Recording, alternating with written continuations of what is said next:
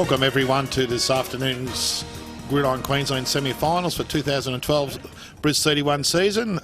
Today we're watching the first senior semi-final between the Northside Rhinos and the Logan City Bears, or Kenmore Bears as they're affectionately known. If you have a look out there, you'll see the both captains from both sides out there getting the toss.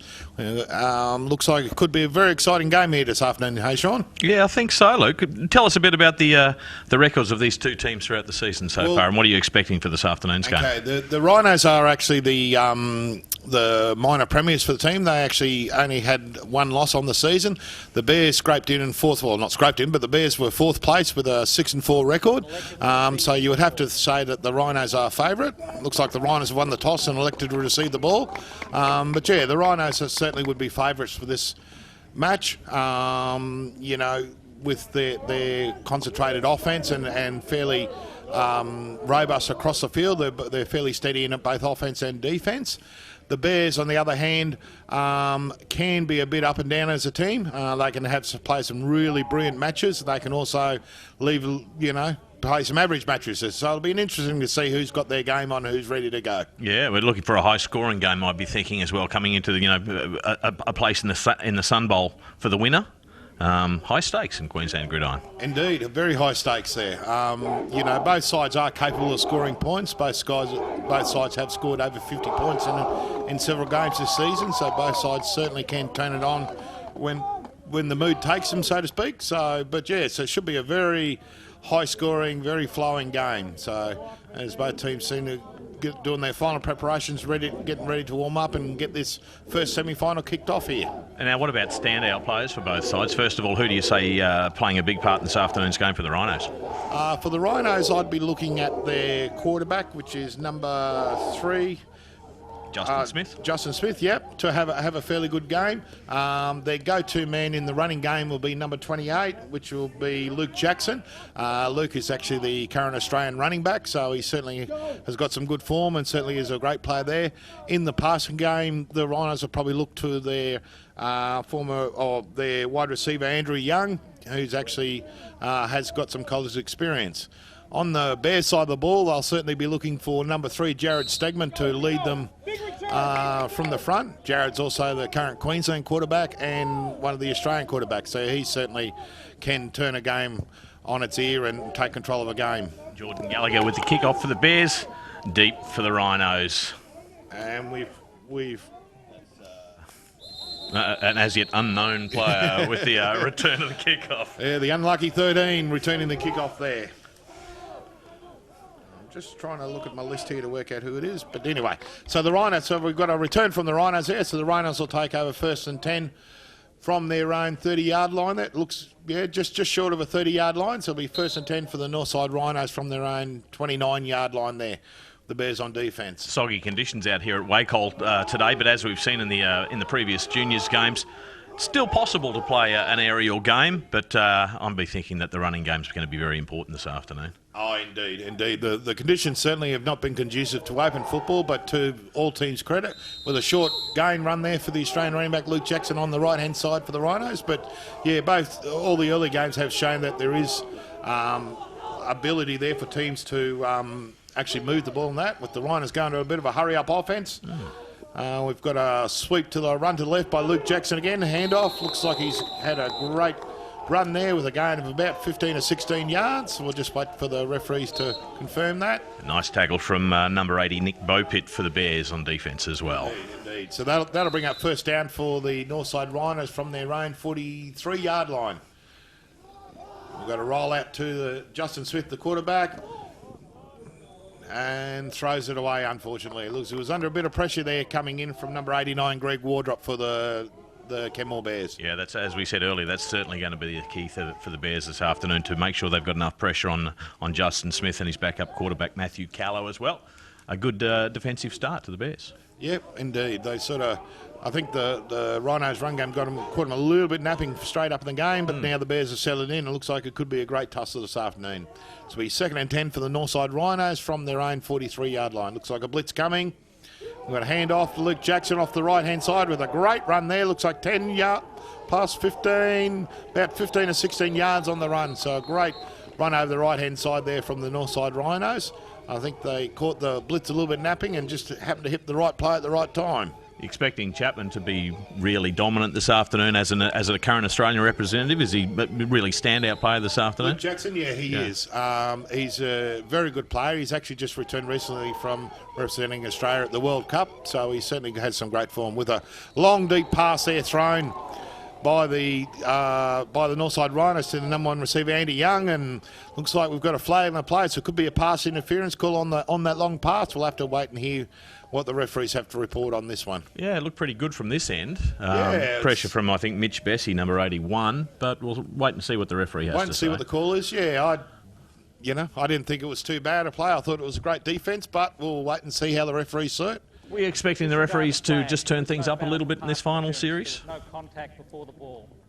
Just getting the report. It looks like there was actually no contact flags. There was no pass interference on the call, so it was a great defensive play there by the Bears, so that'll bring up 2nd and 10. Yeah, look, I think we will see some great games this afternoon. Here we go. I'm just seeing what they're going to do. So, it looks like they're going for an empty backfield, so it could be an interesting little play there called by the Rhinos head coach, Mark Maguire. Oh, we've got a false start there. False start by number 31 for the Northside Rhinos, which I believe is Matthew Huxtable. A bit of a false start there, so that'll cost the Rhinos 5 yards, so that'll bring up 3rd down for the Rhinos, 3rd and 15. I think he instantly knew that it was him that had made the mistake there. Huxtable hung his head straight away as soon as he heard the whistle. Yeah. Those are things you can't hide. And those are things that coaches really get upset at you about. So that'll Sorry about that, Matt, just in case the coach missed it. So that'll bring up 3rd and 15 for the Rhinos, pressing the Bears line here a little bit. So we're going for a shotgun snap. It looks like a little screen and pass incomplete. Thrown over the head of the intended receiver, Luke Jackson, there on the screenplay to the right. So that'll bring up 4th and long for the Northside Rhinos. Just like to sort of give a quick shout out to our refereeing crew here this afternoon, head by long-time referee Tim Renshaw. Tim's been involved in the game for over many years, and certainly without their help we wouldn't be thinking. So the Rhinos going for it on 4th down rather than punting away. He's gone for a pass just over the head of the receiver. I can't quite make out who the receiver was for the Rhinos, but that'll be an incomplete pass, so that'll bring up a turnover downs for the Bears. So certainly a good defensive stand there from the Bears outfit. Yeah, the Bears defence managing to put plenty of pressure on Smith early, and he's failed to connect with a couple of passes. First chance on offence for the Bears. Oh, no, looks like they got it. No, they've gone. Sorry, we obviously missed it down there. Missed it down there somewhere, so it's 4th down. Where's my stats guy? Oh, mate, yeah, I think we need another coffee. So 4th and long, and they're going for the field goal and falls well short. So the kicker there is Eddie Cocker for the Northside Rhinos. I was actually a little bit surprised he missed that one, as Eddie's just returned from a stint overseas playing as a kicker punter for a college team in the US. So one possibly would expect him to make that kick. But anyway, unfortunately it's missed, so that will be a turnover and downs this time. So that one won't be going on the highlights reel. No. I think he'll leave that one alone.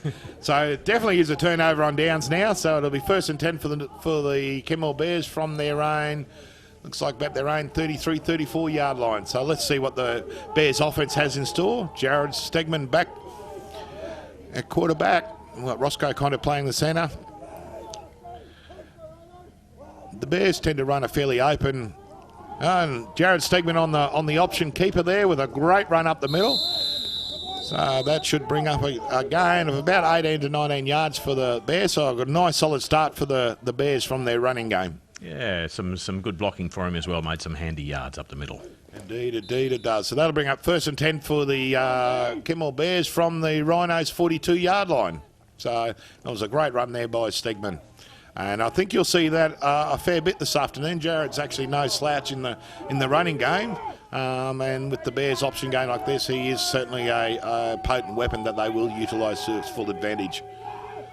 So drop back for the pass from Stegman, going for a long bomb to the right. Oh, just broken up there from the Rhinos. Looks like it was young Adam Wickens there on the defensive pass break up. Yeah, I'm sure it looks like Adam Wickens there. Yeah, good presence there from Wickens. He got his hand up in the air just at the right time and broke up that plate. Well done. Indeed. So it was a long pass down there to young Nick Bopit on the corner pattern there. So that'll bring up second and down for the Kenmore Bears. So it'll be second 10 from the Rhinos 43-yard line. So we're going trips to the left formation, single back for the Bears. Sigrid moves up under centre. Little screen pass to the left for the gain of... nice screen, nice wide receiver screen there run by the Kenmore Bears with a reception to Nick Bopit on the left-hand side there with his brother Kyle and Mitch Best doing the blocking. Very handy tackle from number 13 for the Rhinos, who managed to get a hand in there and ankle tap him and bring him to the ground just when he looked like having open field in front of him. Indeed. So, okay, so that'll bring up first and 10 for the Kenmore Bears from their own 31-yard line, so a gain of about 13 on that last play. John Dangerfield with the run up the middle. Wide at running back, number 13 for the Bears. Yeah, with a short handoff, looks like a gain of about 3 yards on that play. So it'll bring up, and the tackle was made by number 60 there, which is Michael Jenkinson. No, actually, I believe that was actually Aaron Huff. Looking at that. Aaron Huff in number 67 for the Northside Rhinos. There you go. We're shuffling our team sheets as we call this, ladies and gentlemen. Knew I shouldn't have got them wet. A little bit hard to read, but that's all right. We've got an option to the left-hand side, and Jared Stegman keeps the ball, and he gets a nice gain, nice block downfield, and a great run there. Some heavy contact right at the end of the play there with Reece Barnes coming over the top there and young Adam Wickens on the tackle. So that'll bring up first and goal there for the Kenmore Bears after a great run there by Jared Stegman. Yeah, you called it early, Luke. You mentioned that you thought we'd see Stegman running the ball a lot this afternoon, and that's certainly been the case so far. Indeed. He, Jared's the sort of player that will let the other players take the ball in control, but then when he does need to take control, will also do that. And I think the coach has sort of said to him that if it's in doubt, keep it yourself and take the safe yards, but with this afternoon's wet conditions. Oh, there's a false start there from the Bears, so that'll cost them 5 yards. That was Lindsay Newby there, the right tackle for the Logan City Bears.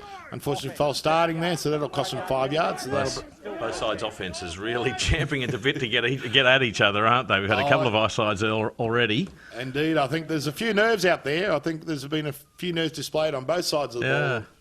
And guys just keen to get early, establish some ascendancy on the game, and players just keen to get into it. So this will still be first down for the Bears, and we've got a trips formation to the right from the Bears. Usually this is a pass over. No, Stegman. It was a rollout pass, but great blitz there from number 7, Andy Young, coming from the safety position. So Andy Young at this stage is playing both sides of the ball for the Northside Rhinos with a great tackle on Jared Stegman there for a loss of about 6 yards. So that'll bring up second and goal for the Kenmore Bears, from about their own 19 yards. So a big loss there. Yeah, nowhere to run for Stegman on that side. Ran straight into Andy Young, and he was up to the task and brought him to the ground pretty quickly. Yeah, so we'll wait and see what they come up with now. You would think at this stage, with second and long, you'd think it'd probably be a pass through the air. Mm-hmm. I'd be looking at either Mitch Best or young James Shepherd to take this one. They're the two taller receivers for the Bears. Oh, no, we've got a whistle. Hang on. Someone didn't actually get their hair cut right. Oh, look out. 5-yard penalty. Still second down. Got to delay a game against the offence. The offence taking too long to actually get their play off. Just for those who aren't aware, the offence only gets 25 seconds from once the ball's spotted to get the play off. And if they take longer, the referees will actually fly a flag on the play and penalise an additional 5 yards. Lots of finals experiences in these sides? There is. The Rhinos are actually were the Sun Bowl finalists last year, where they were beaten by the Gold Coast Stingrays, and have been a reasoning. Oh, long pass there to looks like to Mitch Best on the thing, and we've got a flag on that play, which looked like it was a bit of pass interference on down the far left-hand side there. But, yeah, as I suspected, Jared Stegman was going to go to his favourite tall man on the receiver, Mitch Best there, tried to connect, and looks like the Rhinos have committed a pass interference by the looks of that. Just waiting for the call from the head referee, Tim Renshaw. Pass interference. Defence. Number 74. Spot of the foul. Automatic first down. There you go. Great call there by the commentators, I must admit. But, yeah, it was pass interference on the Rhinos, which will bring up automatic first down for the Kenmore Bears. So that'll give them another set of downs to try and score some points. So that'll make it first and goal from, looks like it should be around about the 7 or 8 yard line. Hang on. They're saying spot of the foul, but maybe it's half distance. Let's just see. Referee's discussing, trying to work out who's right, who's wrong. Maybe they should just flip a coin for it. Oh, cynical. I mean, it's a hell of a job. I mean, there's what, 6, 7 officials out there, and they're all putting their opinion in on what they saw and how they saw it go down, aren't they?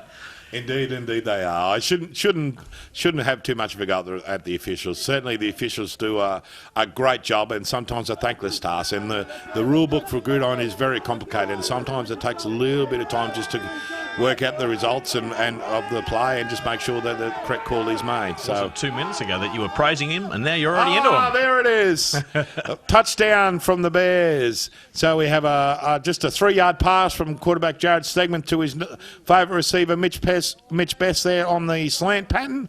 So that'll bring up 6 points for the Kenmore Bears. So that'll be current score will be the Kenmore Bears 6 and the Northside Rhinos 0 after a great opening drive there from the Bears after their defence proved very tough and stopped the Rhinos short of getting their field goal.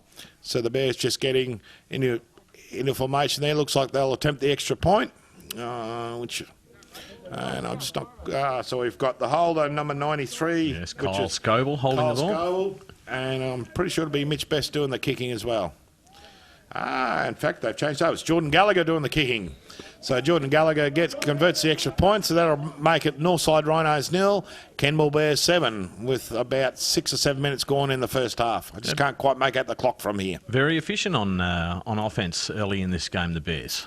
Bears are looking solid, exactly. Yeah, they're sort of, they haven't dropped too many passes, and certainly the running game of Stegman has been proved very effective when they need it. I've just actually got a bit of a mail there. Number 13, who we weren't sure before, is actual Mitchell Wong, is number 13. So I've just recognised he's playing a strong safety defensive back role there. Righto. So this will be Jordan Gallagher to kick off again for the Kenmore Bears. For the Kenmore Bears, so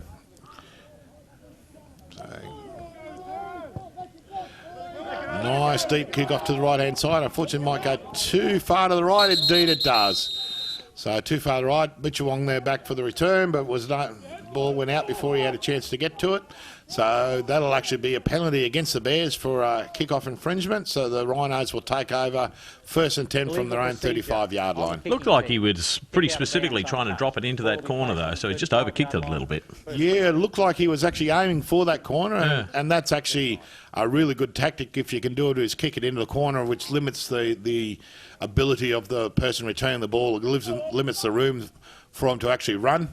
And room for them to move. So, yeah, I think there was a purpose tactic to kick it into that corner. Unfortunately, just a little too much emphasis on the swing to the right and just popped out of bounds there. So, the Rhinos take over 1st and 10 from their own 35. He drops back for a pass. Got a nice screen pass there to Luke Jackson, who now runs up. He's got some blocking downfield.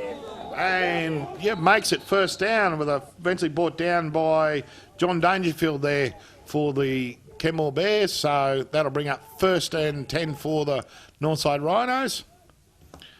So trying to respond to this early drive from the Bears. So that was actually ended up being about a 23, 24-yard run. Deceptively quick, Jackson. He is. He never looks like he's actually moving that fast, but having had to try and run him down a few years ago, mate, I can tell you it's not easily done. With a helmet come off there from Paul Buttercup Mason. So with Gridiron, if you lose your helmet through a play, you actually have to go off for a play to get your helmet equipment fixed up and that sort of thing. Just make sure it's okay and it's not going to come off again. It's a safety issue. Yep. So we've got a sweep to the left from Jackson. He swings around the left and just knocked out of bound again by John Dangerfield, certainly making a few tackles, racking up a few tackles there for the band. The guy's certainly been all over the field so far and the standout performer for the Bears defence. Yeah, you'd have to think that the Bears have got a pretty good idea on Jackson, and they've certainly got a couple of players heavy on his hammer all afternoon so far. Indeed. Oh, that great run brought back by a flag on the play, so it was an offensive holding. Just to explain to the people who aren't quite sure what we're talking about there, the offensive side of the ball, so at the moment the guys in red are on the offensive side of the ball. The linemen are allowed to block and push people out of the way, but they're not allowed to actually hold them. And holding is where you actually grab someone to prevent the defensive player from doing what he wants to do. So you're allowed to push him out of the way, but you're not allowed to actually grab a hold of him and hold him. If you do that, and the referee said, down comes the flag and it costs you 10 yards. So now we've got a sweep out to the right to backup running back there, Stuart Dingle, with a nice run of about 6 to 7 yards. So, I mean, certainly the run game for the Northside Rhinos is very effective, very efficient. Not only is Luke Jackson the current Australian senior running back, Stuart Dingle was actually the Australian junior running back from last season. Wow, that's a handy backfield, isn't it? Yeah, certainly a couple of very good, very efficient running backs in the backfield. So we've got a short gain to the left-hand side from Stuart Dingle with a nice run up on the left there. Tackle made by number 81, Mitch Best, but that'll bring up first down for the Northside Rhinos. So the Rhinos starting to move the ball and get a lot more efficient on their offensive now with Justin Smith, quarterback, back up under centre. And looks like a counter from Thang with a gain of 1 or 2 yards there. Yeah, Dingle again up the middle. Yeah, Dingle up the middle, and tackles made by Paul Mason and Vinnie Tupy there. Is that going to be the tactic for the Rhinos all afternoon, giving Jackson a couple of downs, a rest on the sideline and bringing Dingle in to run it up the middle for him? I'd reckon that'd be a tactic worked on from the head coach, Mark Maguire. That way they'll keep both backs reasonably fresh, and I think they're going to see a lot of work with a rollout pass there and reception made by number 85. Reece Barnes, by the looks of it. No, 85 with the touchdown reception. From the tight end positions, Reece Barnes making his, yes, it certainly is Reece out there making the reception. So I believe that'll be his first finals touchdown reception, which is quite an achievement for the young lad. So that'll bring up 6 points for the Northside Rhinos. So the score will be Kenmore Bears 7, Northside Rhinos 6. So a very close game so far, Sean. Hell of a way to make your first touchdown reception as well in the semi-final. Indeed. One game out from the Sun Bowl. Yeah, with just over 5.5 minutes to go in the first quarter. Extra point attempted by Eddie Kokwa, and it's off to the right. So an extra point, unfortunately, not successful. Looks like he sort of slung that one a little bit to the right there. So, but the ball looks like it's starting to get a little bit heavy. Certainly some slippery conditions out there, and the ball's starting to get a little bit heavy and getting a bit hard to handle there. Although the passing gains of both teams seem to be proving effective.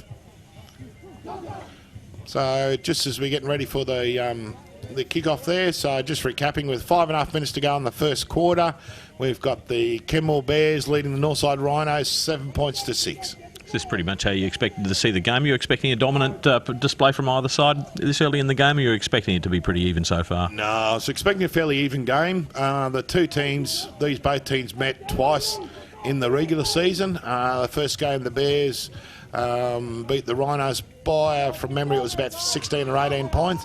In the second game, it was actually completely reverse. The Rhinos beat the Bears by a very similar margin. Yeah, so they are fairly evenly matched teams, although they do play slightly different styles. So the kickoff by Eddie Kwakwa there looks like it's Kyle Bowpitt, one of the Bowpitt twins, back for returning that. It's got a nice block, which gained him a few extra yards.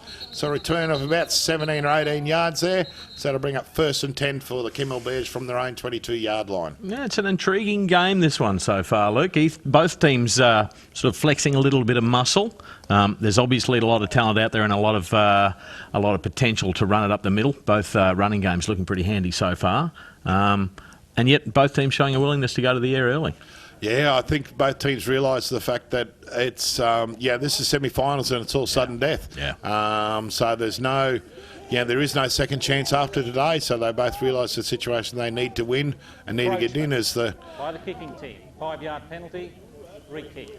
Ah, there you go. We've got an offside on the kick, so the Kimmel Bears have elected to have a re-kick. Obviously not happy with the return, so I thought we'll try again and see if we can get a better return this time. So tell me what that obstruction would have been, what we would have seen there. It was actually an offside of the kick. What that means basically is one of the Rhinos players was actually in front of the kicker when he kicked it off, which is, no,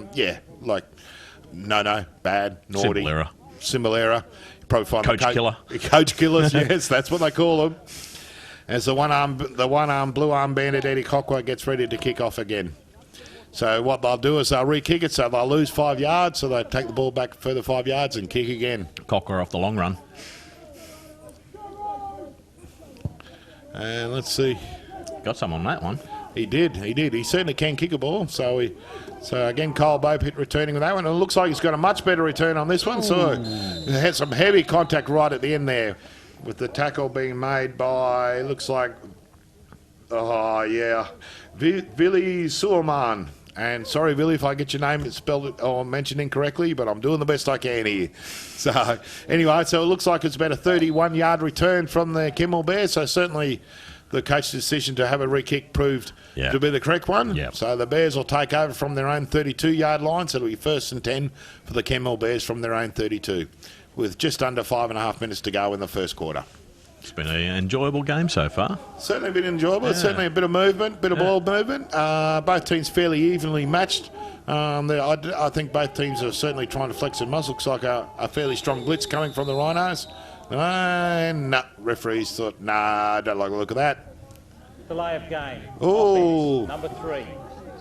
5-yard penalty, still first down. So we've got a delay of game on the Bears. That's unusual for Stegman at the quarterback there. He's normally, the quarterbacks develop this bit of this internal clock in their head and know how much time they got left. Yep. And that stage he was just a little bit off, and it was just about to snap the ball when the referees have flagged him for taking too long, and that's cost the Bears 5 yards. So that'll be 1st and 15 for the Kimmel Bears. So Santa Roscoe Conti ready to snap. Rhino showing a blitz. Stegman, evades the first blitz. Drops past downfield. And intercept made by, looks like number 10, Adam Wickens on the attempted pass. Yes, it was. Certainly, I think Stegman was a little bit off balance when he threw that pass under heavy pressure from the blitz on the Northside Rhinos.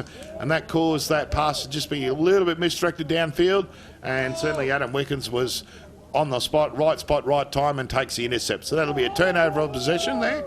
Young Adam Wickens is actually a current Australian junior as well, so certainly he knows his way around a football field and certainly has some skills. So a great play there by Wickens. Good pressure, a good presence of mind though from the Bears receiver, who was able to get his leg down and actually pull Wickens down with the trip as much as anything else, but he's brought him to the ground. Yeah, that's it. And we've got a quarterback keeper over the right-hand side by Justin Smith, showing some legs, maybe taking a leaf out of Stegman's book there, but certainly looks like about a 9 or 10 yard run. We'll just see where they spot that ball. So I see where they bring up, and the Rhinos going to the hurry-up offense. Now it looks like about a 9 yard run, so it'll be 2nd and 1 from the Bears 29. We've got a handoff, looks like Zane Reed, a handoff to Luke Jackson there, with the tackle being made by, it looks like he was slowed down a bit by Kyle Scoble, and didn't quite think it was Paul Mason, came over the top and completed that tackle. Let's see if it was enough for a first down. So that'll be enough for a first down. So the chain's just moving there. So they'll bring up 1st and 10 from the 18. Again, the Bears go with that hurry-up offense, hoping to try and take the... So quarterback keeper there from Justin Smith. Tackle made by Peter Rainbird. So the Rhinos trying that hurry-up offense, and it works effectively if all the offensive players are ready to go and perform their job. But just occasionally someone's not quite right, and the QB ends up having to keep it and do a run themselves, as happened then. Yeah, is it a tactic you think would be effective against the Bears? Oh, look, I think so. I think the tactic, if indeed that's what it is. Yeah. Oh, look, I think it's a fairly definite tactic by the Rhinos, by the coach of the Northside Rhinos, is to use the speed of the Rhinos offensive unit and try and keep the Bears defensive unit on the back foot a little bit and not allow the defense to get settled. So have we got a penalty there? Holding, offense, number 66. 10-yard penalty for the spot of the foul. Repeat 3rd down. That'll be costly because that just cost them a 3rd down there. So it's a holding penalty on the left tackle, Darryl Buckley. So with just over 4 minutes to go in the first quarter, that'll prove a very costly penalty. So that'll bring up 3rd and long for the Northside Rhinos. So I dare think this will either be a screen pass or a long pass downfield, but we'll wait and see what the coach has called. So no, he's gone for the sweep on the side there to Luke Jackson with a gain of about 3 yards over the right-hand side. So that'll bring up 4th down for the Northside Rhinos. And let's see whether they're going to go for it there. And once again with the hurry up. Yep. So it's 3rd down. Justin Smith throwing a little short pass. And the receiver... Looks like couldn't drag it in. No, couldn't quite drag that in. So we've got... be 4th down, so a pass incomplete there. So it'd be 4th and about 12 yards for the Northside Rhinos. And the Rhinos just going back in the huddle, just sort of to collect their thoughts and get ready to go. As an outsider looking in, one thing that struck me about the game so far that we've seen, Luke, is that the games really are played in a great spirit. Obviously, it's a tough, hard game, but we're not seeing a lot of taunting. You know, it's played in a really in a nice way. There's there's not a lot of. As nice as you can when you're trying to belt each other around. Yeah, exactly. But you know where I'm coming from. You know, the players absolutely. aren't taunting each other, and there's no excessive roughness out there. No. I mean, look, certainly the sport in Queensland has got a reputation of being playing very hard, very fast, but also very fair. Yeah. You know, you'll notice a lot, and it's all those little things that actually make a difference as we see the failure convert the 4th down, so the Bears will take over on downs. But yeah, you see all those little things. A lot of players, when they'll tackle someone, they'll hit him quite hard, then the first thing they'll do is they'll give that player a hand up and get him off the ground and that sort of thing. So the Bears take over on their own, looks like about their own 23-yard line with about 3.5 minutes to go in the first quarter. So Stegman back at quarterback. Hang on, we've got a whistle there. So a bit of confusion on the Rhinos defensive side, just not sure who's who there. So Reece Barnes just working out where he's supposed to be. Okay, so it'll be 1st and 10 from their own 23-yard line for the Kenmore Bears. Bit of pressure coming and just a hand off to the running back, Cornelius. Both are there for a run over the left side. These Bears linemen trying their best to block that, but the Rhinos getting a bit of penetration on the line, and unfortunately both are just for a short gain of about a half a yard. So that'll bring up 2nd down for the Kenmore Bears with just over 3 minutes to go, 3 minutes 11 seconds to go in the first quarter. So as the clock ticks down.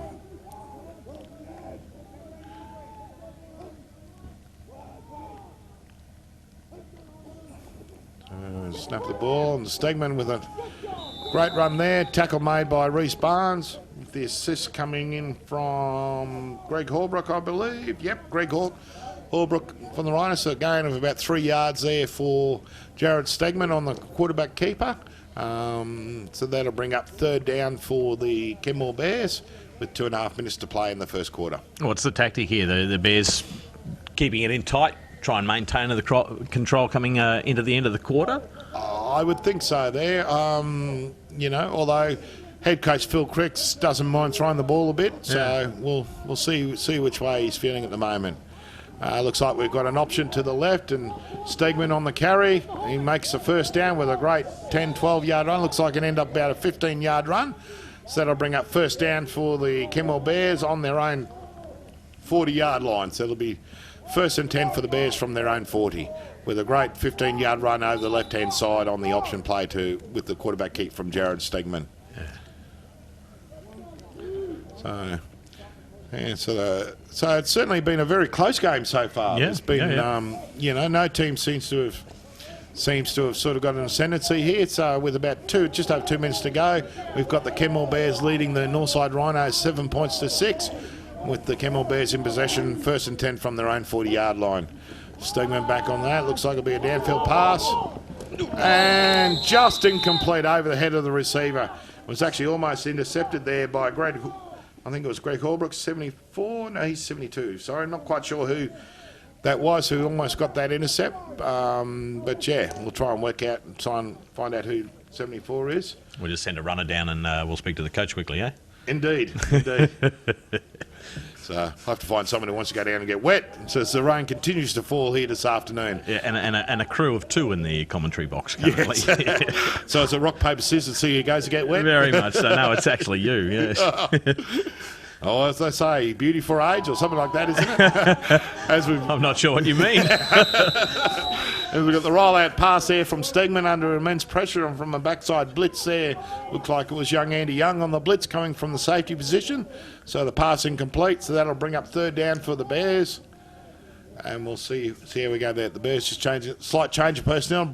And I noticed Mitch Best has come back onto the field with Kyle Bopitt there, so who are 2 of Seymour's favourite wide receiver targets. So that'll bring up 3rd and 10 for the Bears. I dare say this will be a pass play there. And I'd say look to the 2 receivers on the left, number 81 Mitch Best and number 83 Kyle Bopitt would probably be his favourite targets at this point. And he certainly goes there, but overthrows the ball, unfortunately. So that'll bring up 4th down for the Kimmel Bears. There's certainly a bit of pressure coming from Aaron Huff and Mark Tatnell there from the Rhinos defensive line. So that'll bring up 4th and long for the Bears.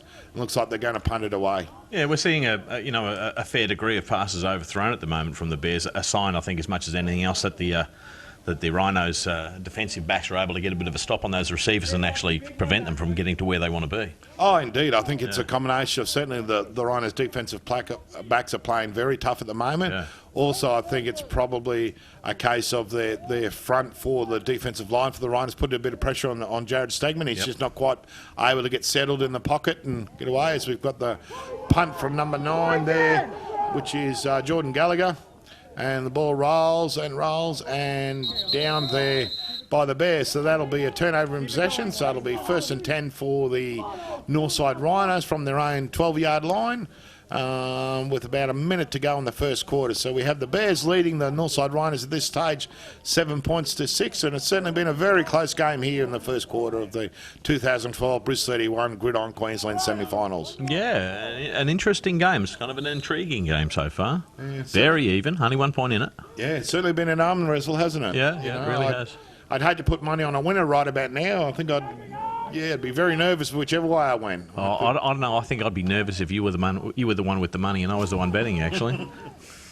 No, mate, save us a bang. So short run, short gain of yardage, short run by number 27, Stuart Dingle for the Northside Rhinos over the right-hand side. So that'll bring up 2nd and long for the Rhinos. And we'll see how we go with this one. So the quarterback drops back to pass and overthrown. Looks like we had number 31 for the Rhinos. The tight end just slip out on, I think there was Matthew Huxtable, slip out on a reception there, and unfortunately just overthrown there by Justin Smith. So that'll actually bring up 3rd and about 6 yards for the Northside Rhinos from their own 17, 18-yard line. Only a couple of seconds left. That's right. We've got a run over the left side there for Luke Jackson. Gain about 2. Let's just wait for the spot to see whether he was good enough to make it to a 1st down. So the Rhinos persisting in their run game there, which I think's been reasonably effective and reasonably safe in these conditions. Yeah. So just waiting for a spot from the referees to see whether it's made it to 1st down. No, not quite. Looks like it'll be about a yard shy of 1st down. So let's see what the Rhinos going to do. So looks like the Rhinos are going to punt it away. Coach not prepared to take that chance on that short yardage situation. Decided to punt him away and live to fight another day. So the punt coming in from Eddie Cockwa. It was a nice punt. Looks like it's going to roll there for a gain of about 40-odd yards, about 43 yards. So the Bears will take over. So it'll be 1st and 10 for the Kenmore Bears from their own 39-yard line. Yeah, good attacking position for the Bears. Yeah, certainly great field position for the Bears. And that last drive by the Rhinos, the Bears' defence has certainly stepped up a little bit. Yeah, they have.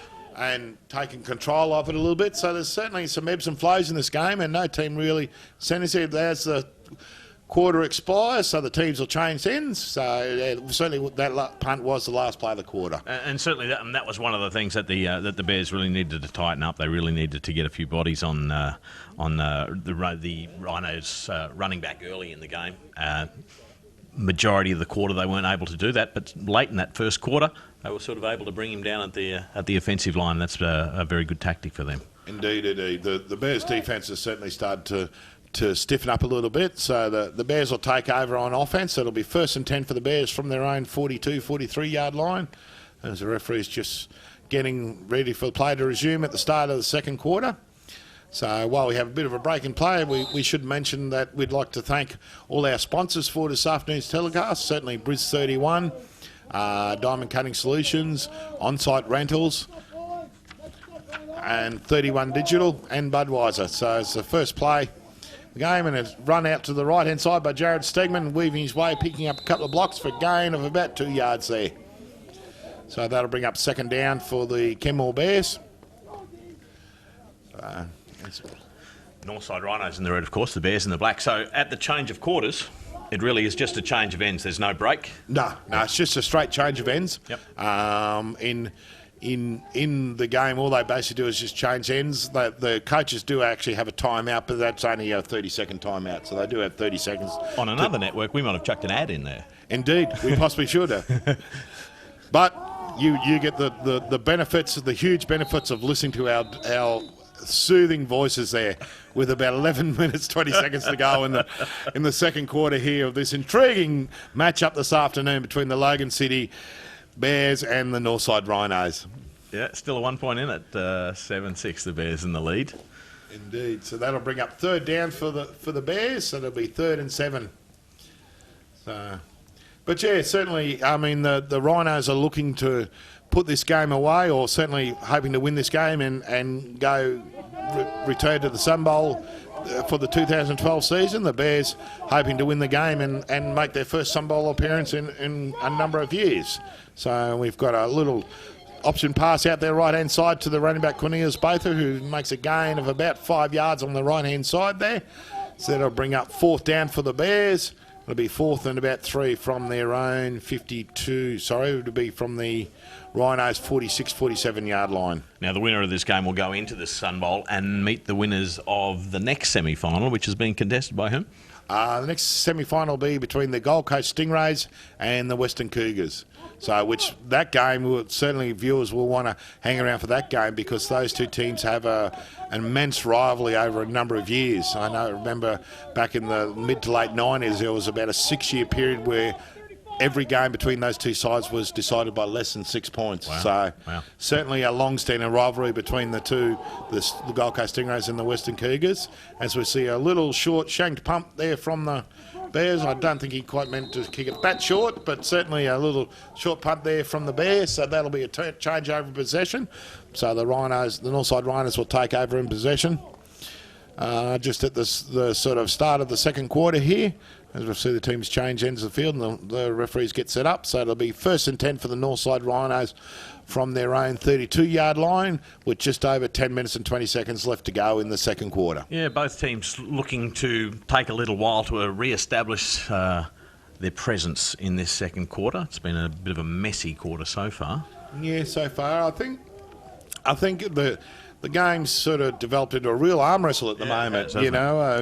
No one's prepared to give an inch, as we had a bit of a fumble and a recover there by the quarterback Justin Smith. Unfortunately, a bit of a broken play, so he just picked the ball up and decided just to get the best what he can out, make the best what he can out of a botched play. So the Rhinos going back into the no-huddle offense, so they're setting up again, ready to go. So that no-huddle offense that they're running is interesting, because usually with the no-huddle offense, it's the quarterback that actually calls the play, so it can be quite a difficult task there to do. Actually call the plays and read what the defence is doing, and also do your own job. So obviously head coach Mark Maguire's got a lot of confidence in his players and his team, and the quarterback Justin Smith calling the plays on the line of scrimmage. So we'll see how they go. So it'll be 3rd and left. Stegman up the middle there.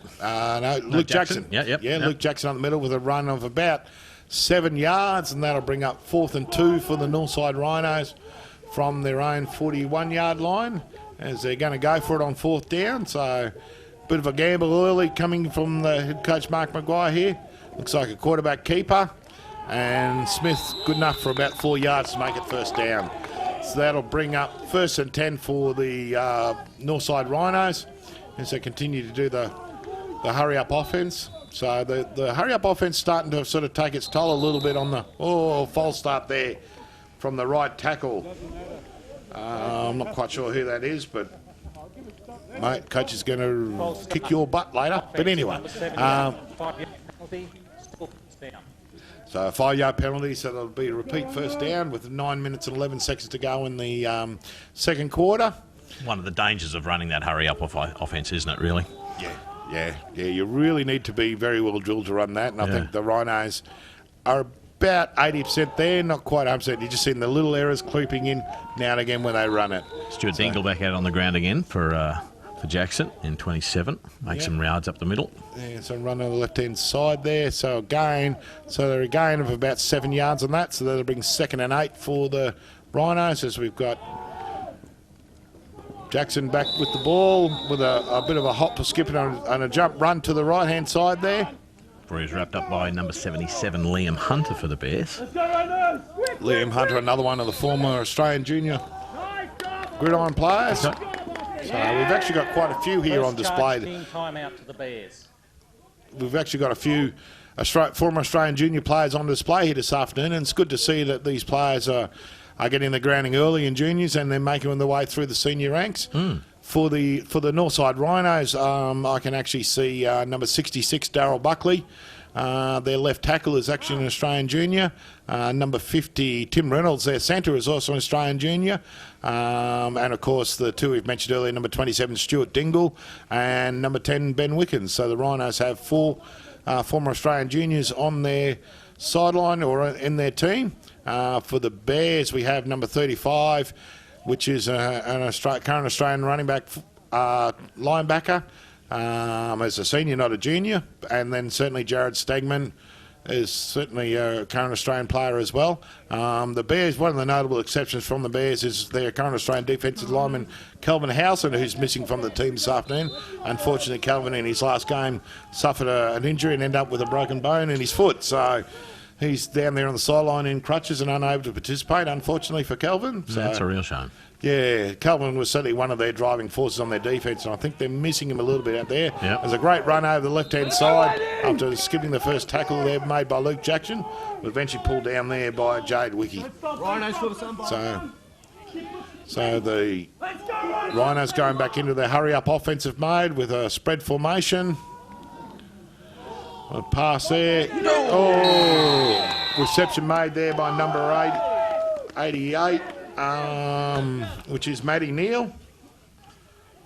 So yeah, Matt Neal, the reception there, number 88. So that'll bring up 1st and 10 after a nice pass down to the out pattern there on the Rhino sideline. So that'll bring up 1st and 10 again for the Rhinos with a handoff to Luke Jackson with just a straight run up the middle there.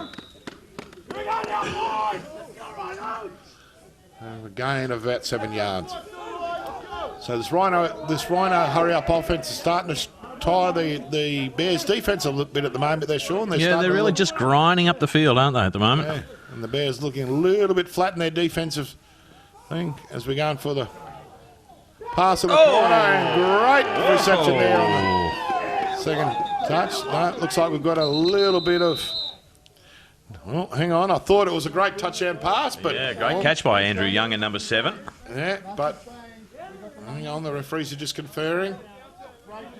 Just not quite sure exactly what happened there, but I don't know. Did you see anything then, Sean, that might cause this for not to be called a touchdown? I thought it was a fairly good catch there by Young on the second attempt.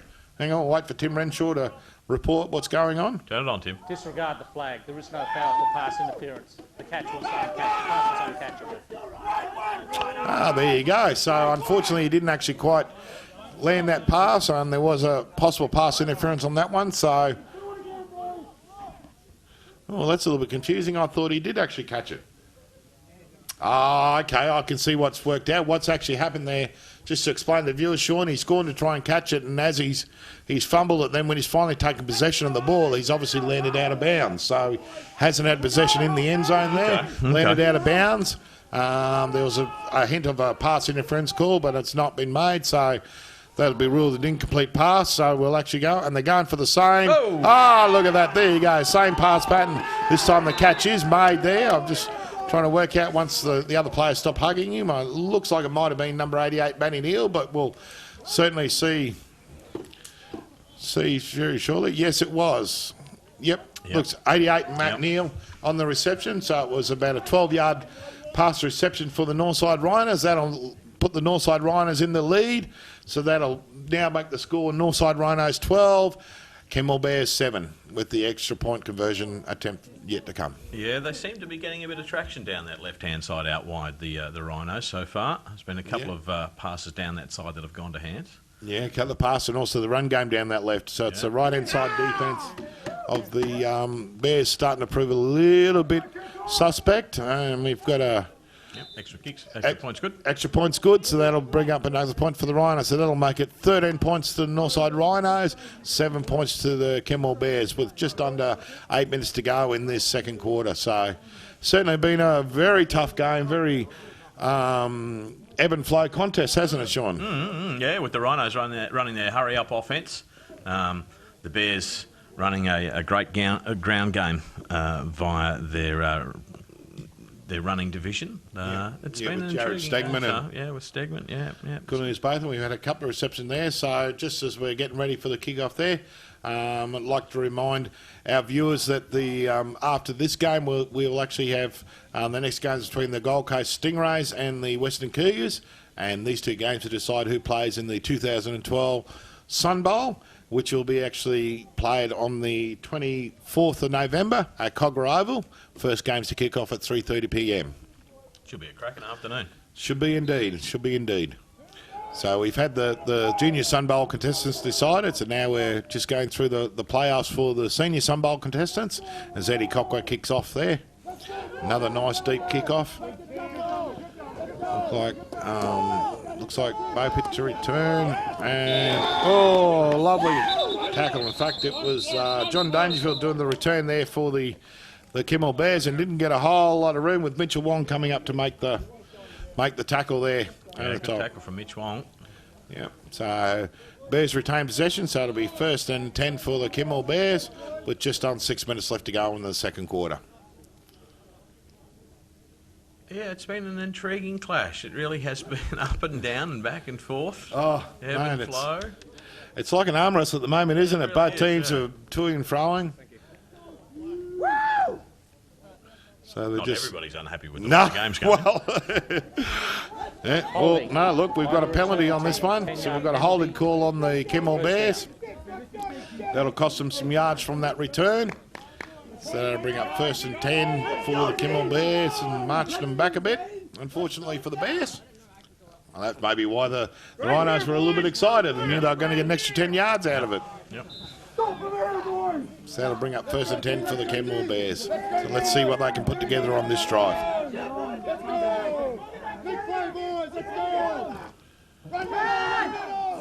Hand off and a run there to Botha on the left-hand side, a gain of about 2 to 3 yards, being well wrapped up there by, looks like Brad Boland and Aaron Huff there making the tackle. So that'll bring up 2nd down for the Kenmore Bears after that short gain. Not making much ground at the moment, the Bears, from deep in their half. No, the Rhinos, looks like the Rhinos have made some defensive adjustments. They're just starting to sort of wrap up that Bears running game and not give them too many yards. So let's see if we get a change of tactics from the Bears offensive pass calling. So we're going for the pass, a little short pass out to Kyle Bopit for a great reception there, and great coverage tackle there by number 74, who's the mystery man number 3. So mystery man number 3, player number 74. Haven't quite worked out who you are, and I'm hoping to get some call from the Rhino sideline shortly. It's a name for that, but certainly a great tackle on him on Kyle Bopit. So they'll bring up 1st down for the Kenmore Bears from their own 19-yard line. So it'll be 1st and 10 for the Bears. Stegman back to receive the quarterback. I'm already up for mystery man number 13.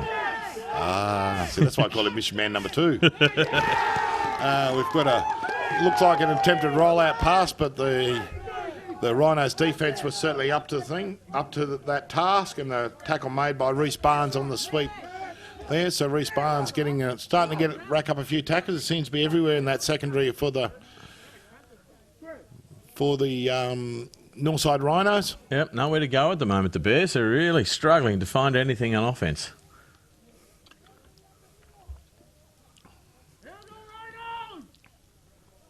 Plenty of talk from the Rhino sideline.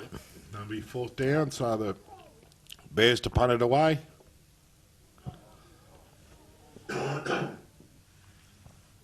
Lovely long Ball going. punt with the return. It's Lachlan Barnes on the return for the Rhinos. A gain of about 16 yards there in the return. So that'll bring up 1st and 10 for the Northside Rhinos. Pretty well on half-time there. So they're on the halfway line. The Rhinos will take over from that return from Lachlan Barnes. So that'll be 1st and 10 for the Northside Rhinos. Right on the, a yard shy, right on the 49. The Rhinos have changed up to a 2-back set here now. So it looks like they've got Jackson and Dingle in the backfield. So maybe might be trying to concentrate a little bit more on the run game. As they go to the option the right side with a handoff to Jackson. A gain of about 3 yards. So, but the Rhinos going to the 2-back backfield tends to suggest that they're going to run the ball a little bit more. Yep. Now they've got a little bit of a lead on the Kenmore Bears. So maybe the tactics of the coach might change. Just control the ball a little bit more. As we've got it looks like a bad snap there from the centre to the quarterback and a bit of a fumble. So he's just picked it up and just rolled forward for a couple of yards. Looks like the ball's starting to get a little bit slippery out there. That rain certainly hasn't eased up. In fact, I think in the last 3 or 4 minutes, starting to get a little bit heavier now. As we see the Rhinos on the sideline. continue to go with their hurry-up offence. And we've got a run over the right-hand side there from Luke Jackson. Let's see if it's enough. Looks like it may be just enough there to get the 1st down. Referees are blowing the whistle. They're just checking to see exactly where the spot of the ball is. But again, certainly the run game for the Rhinos proving the difference at this stage in the game. Yeah, he's a really consistent performer for them, Jackson, is that he just keeps rolling it forward. And even though the Bears are able to bring him to ground, he's making he's making yardage on every run. Yeah, exactly right. And in these conditions, sometimes that's all you need to do. It's just keep moving forward. Yep. So there was enough for a 1st down, so that'll bring up 1st and 10 for the Northside Rhinos from the Bears' 35-yard line. Yeah, very effective offence so far from the Rhinos in this second quarter. Hasn't been a whole lot of flash stuff in there, but certainly been consistent and just rolling forward. So that's a handoff to the fullback, Stuart Dingle, getting a run with the ball for a gain of about a yard over the right-hand side there. So that'll bring up 2nd and 9 for the Northside Rhinos from the Bears' 34-yard line. Dingle stays in the game. Yep. So again with that 2-back set. Under pressure. Oh, he escapes the pressure and rolls out on a run. And lovely tackle being made there by Paul Mason. By looks at it was actually John Dangerfield coming over on the quarterback rollout after a gain of about 8 to 9 yards there on Justin Smith. So he was able to evade that pressure and then turn a bad situation into a good one. Yep, and instantly into the next play, Smith. He's got a real presence of mind happening at the moment. Goes for the 1st down. Yeah, goes for the sneak for the 1st down. Oh, looks like he might have lost the ball in amongst that. Hang on, we'll wait to see what the referees rule. Might need a shovel out there, ref. Hang on. I'm waiting to see someone come up with the mud in the face mask. Yeah. So, looks like it was a fumble. And let's see how the referees rule it.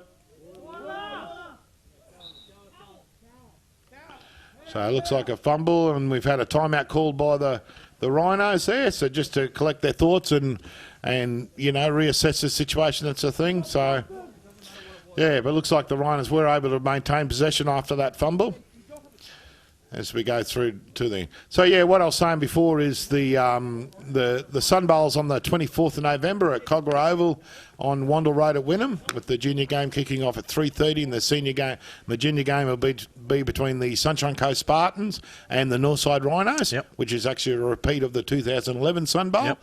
And then the senior game will kick off the main game kicks off at 6 p.m, which will be a game between the winner of this game and the winner of our next match between the Gold Coast Stingrays and the Western Cougars. So, And we saw the semis of those 2 juniors games. That Sun Bowl should be an absolute cracker. oh, absolutely. It's certainly, I think, certainly the 2 junior teams that have made the Sun Bowl, certainly the 2 best teams in the days. Certainly both teams came today to produce it, although the Rhinos were given a bit of a scare by the Wolves, but certainly were able to come out on top. But, yeah, as we go for a short run there on the left-hand side to Stuart Dingle, I'm just not quite sure whether he had enough momentum there to get the first down. We'll have to wait to see the spot by the referees. And blows. Oh, no, turnover, a little bit short. Oh, coach won't like that one. Mate, I thought he'd done enough to get that first down, but obviously head referee Tim Renshaw disagrees with me, which is not the first time referees have disagreed with me, but that's all right. I'm always very respectful to the referees. They are my friend.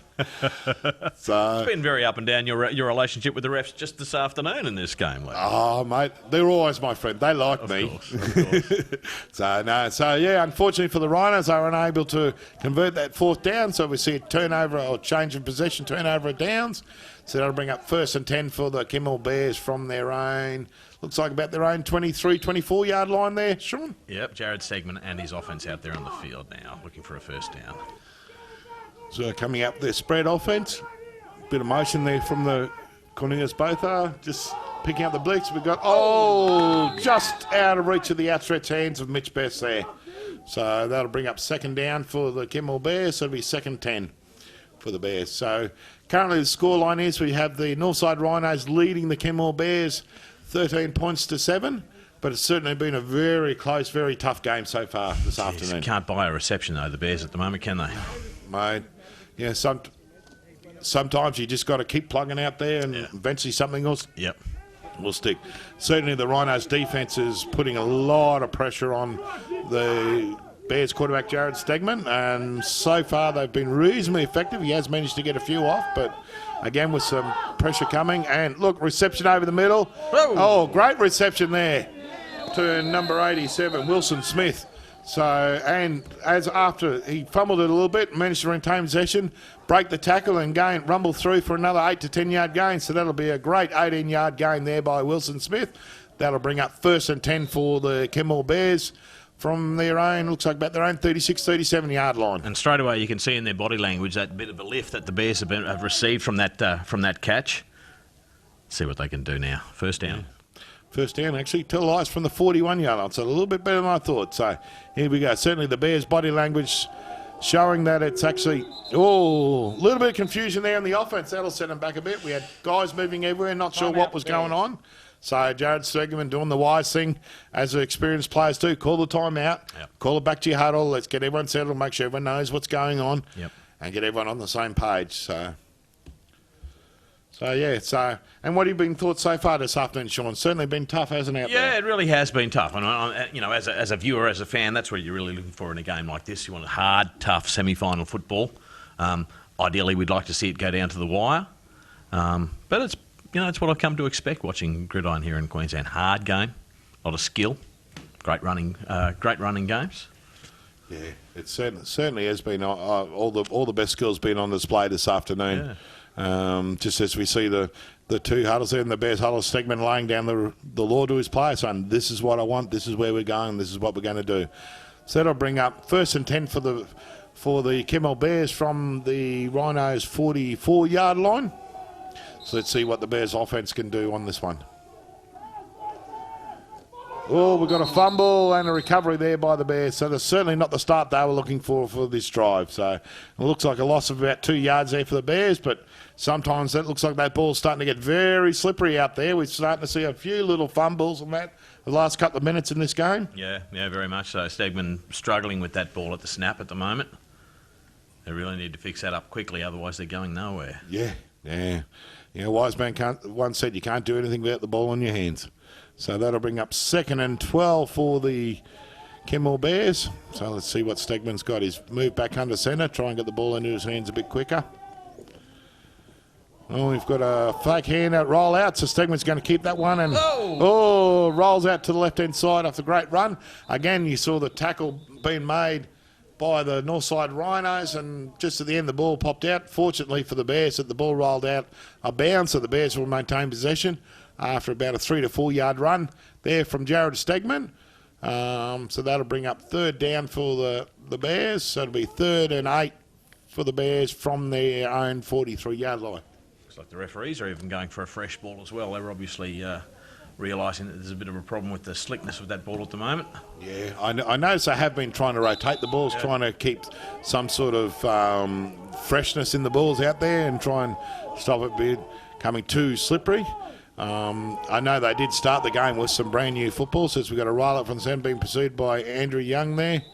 And the pass just hit the ground, so it was a poor throw there by Stegman. That one's all on Stegman. Hit the ground and bounced in the hands of the receiver, which is uncharacteristic there from the young Jared. Normally he's pretty good on those roll-out passes, so maybe just felt the pressure a little bit coming from the backside there of Andy Young. Maybe that ball's just starting to take effect on that. So it's, as much as anything else, it's a momentum game, isn't it? And the Rhinos are really controlling the tempo of this game really well. And Stegman's really struggling to get his offence rolling forward in this second half.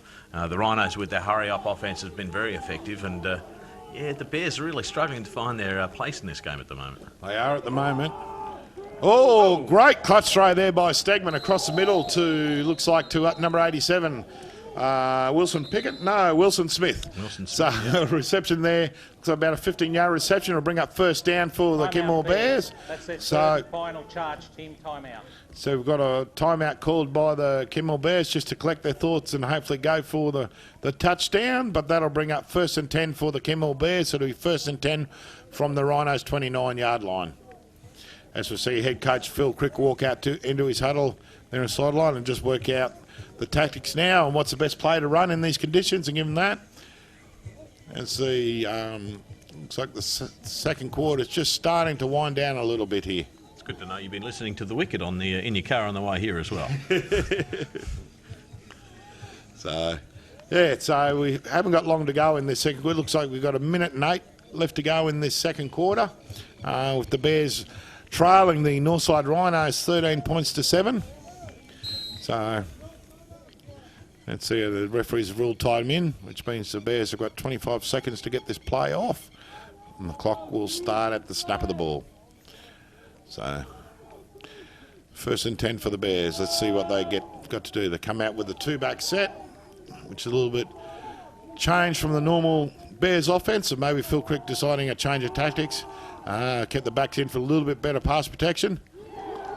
And looks like pass incomplete. Actually, almost an interception. Would have been his second for the game. Young Ben Wickens there on the defensive coverage. Almost took the reception there away from the intended receiver, Wilson Smith. So fortunately for both, or unfortunately, depending on which side of the ball you're on, but the ball went to ground. Offense, number 73. That'll hurt. Penalties are killing. First down. Yeah, that'll hurt them. Not only did they not get the completion, they're actually being marched back a further 10 yards for a holding from one of their offensive linemen. So, coach killers, as they call them. Yeah. So that'll be a repeat of first down. So now be 1st and 20 for the Kenmore Bears from the Rhinos 39-yard line. Outstanding defence from the Rhinos defensive unit out there as well. Yeah, there's certainly. Yep. Oh, deflection at the line of scrimmage there from the Bears. Looks like it was Matthew Christie, number 43 on the deflection, on the blitz. So Stegman not able to, he got the pass away, but the ball unfortunately deflected at the line of scrimmage there from the rushing Rhinos. So that'll bring up 2nd down, 2nd and 20 for the Kenmore Bears. We're just on a minute to go in the second quarter. Yeah, if it's not one thing, it's another at the moment for the Bears. Yeah. Nothing's going right for them in the second quarter. Started so brightly in the first quarter. Since the Rhinos have got that early score in the second, it's been an uphill battle for the Bears. Indeed. I think you can sense the momentum shift a little bit. Yeah, the Rhinos have just been grinding away and just starting to become... Oh, great pass over the middle. Yes, it looks like it will be. Touchdown. Touchdown there to Nick Bopit, number 80 for the Kenmore Bears. This does a little dance in the end zone there. So a great pass there from number 3, Jared Stegman, and the reception by Nick Bopit with 48 seconds left to go in the second quarter.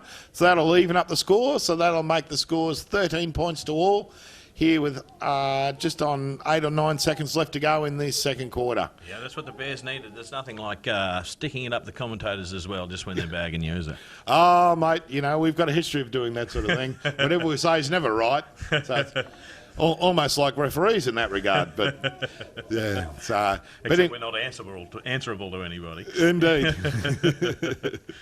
So we've got a try for the extra point from the Kimmel Bears. So the score is locked up at the moment, 13 points to all, just shy of the halftime break here in the 2012 31 Digital Gridiron Queensland semi-finals. And plenty of the local wildlife taking in the action this afternoon as well. Oh, mate, we entertained everyone. Oh, off the crossbar there, or the upright. So, unfortunately, kick incomplete. So, just speared it a little bit to the right-hand side on the extra point there, and that pesky upright got in the way. So, the conversion unsuccessful. So, with 48 seconds left to go in this second quarter, we have a tied-up ball game there. 13 points to the all between the Northside Rhinos and the Logan City Bears. So, it's certainly... if we have not much further action this half, certainly augurs well for an enticing and enthralling second half contest. Yeah, very much so. Certainly nothing between the teams. The Bears were certainly, I think the Bears were on top early on in the game, and the Rhinos have fought back and ground away and sort of got some sort of ascendancy, and the Bears looked they were struggling a bit, but Jared Stegman, as he's able to do, just comes out with that 1 or 2 play that kills you, and he just connected to a pass to Nick Bopit over the middle, and then away he raced for the touchdown to even up the game. So with 48 seconds to go, we've got Jordan Gallagher on the kickoff, and it looks like it's young Mitchell Wong there for the return. No, in fact, it's number 47 Lachlan Barnes with return. So tackle being made there by Jordan Gallagher, and Ben Clues for the Kenmore Bears. So that'll bring up 1st and 10 for the Northside Rhinos from their own 37-yard line. So, 13 points to all here. Certainly it's been a very tough battle here in the first half of this semi-final there, Sean. Yeah, it sure has. Enjoyable football. Indeed, very tough. I probably expected a little bit more offensive from either team, but I think finesse from either side. Yeah, but I think the defenses haven't allowed that actual finesse to be there. Yep. I think both defenses are proving very hard, and to a short pass out there to number 7 Andy Young on the reception with about an 7-yard run after the catch. So that'll bring up second and 3 for the Northside Rhinos, and they're just slowing down the game a bit. I think the Rhinos might be quite happy to go into half-time with 13-all score line and regroup and get ready to come out and fire off in the second half. Yeah, once again, they're really controlling the tempo beautifully, the Rhinos, aren't they? Yeah. Whether they want to slow it down, whether they want to pick it up, put the pressure on the Bears' defence. They've been very effective in this second quarter. Oh, very much so. The Rhinos, more than anything, they've just been controlling the tempo of the game and controlling the clock and controlling the ball. And to win these tough, tight games, and especially in these conditions, these wet conditions, I think that's probably the right tactics from the Rhinos there. If you forced me to actually pick a favourite at this stage, I'd probably have to go with the Rhinos, purely on the fact that they've been the more consistent, solid side. In for the majority of that first half. Yep. I know the scoreline reads 13-all, and it is a fairly even contest, but I think the Rhinos at this stage is possibly that little bit more consistent what the Bears have been. You just get the feeling that the Rhinos are just a little bit more in control of this game at the moment, don't you? Indeed. Oh, long pass. Long pass. We've got a reflection, and have they ruled it a return catch there? So let's see what the ruling is. So we had the long pass attempt there from Justin Smith to Andy Young, and the pass broken up by number 81 Mitchell Bess, and looks like he may have picked up the reception. No, the ruling it hit the ground, so that'll bring up close things. That'll bring unlucky for the Bears. That was. Yeah, it would have been turnover time. So that'll bring up 3rd down for the Northside Rhinos. And we've got a quarterback keeper run for a gain of about 5-6 yards with a pitch off to the left, Andy Young. So a little bit of trickery there on the end of that run. I'm not quite sure whether Andy Young was actually expecting that ball to come towards him, but he managed to catch it and gain an extra yard or 2 on the play. One of the Rhinos captains, Andy Young, he's been very good this afternoon so far. He has been. He's certainly one of their better players, and he certainly can perform on the field on both sides of the ball, both offensively and defensively. So I'd say he's probably been their star performer at this stage on both sides of the ball. And a perfect example of the accessibility of this game of Gridiron to players of all sizes. Oh, absolutely, absolutely. He's certainly not a tall or large gentleman there, but certainly has the skills there. So that'll bring up 1st and 10 for the Northside Rhinos from the Bears' 34-yard line. So let's see whether the Rhinos go for the touchdown. He's going long to pass out on the right-hand side and intercepted there by, looks like it's number 81. Yes, it is. Number 81, Mitch Best, intercepted there. So it'll be a turnover. And the tackle, Ravi Sharma, making the tackle after that interception there. And it looks like that might be time expired on the quarter. I'm just waiting for a ruling from the referees. A little bit of controversy. Looks like there's a flag on the play. So we'll just wait to see what the result of all this toing and froing and upping and downing is. So he's doing some good work in the backfield there, Bess, for the Bears. Yeah, certainly is. Unsportsmanlike conduct on the Bears bench. By rule, that penalty cannot be enforced. Okay, so we've got unsportsmanlike conduct from the Bears bench. Obviously, someone on the Bears sideline was not real happy with the decision by the referees there. But anyway, so that brings up half-time here in the 2012 Gridiron Queensland first semi-final with the Northside Rhinos and Kimmill Bears. Even Stevens at 13 points to all. We'll be back shortly with our second half from this enthralling game.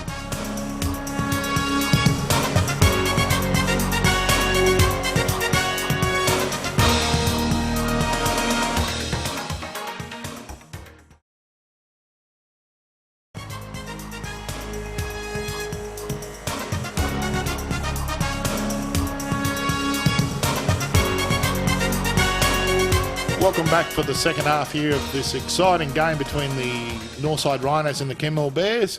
Two caps just come back out on the field for the second half decision, and the Bears will receive the ball from the kickoff.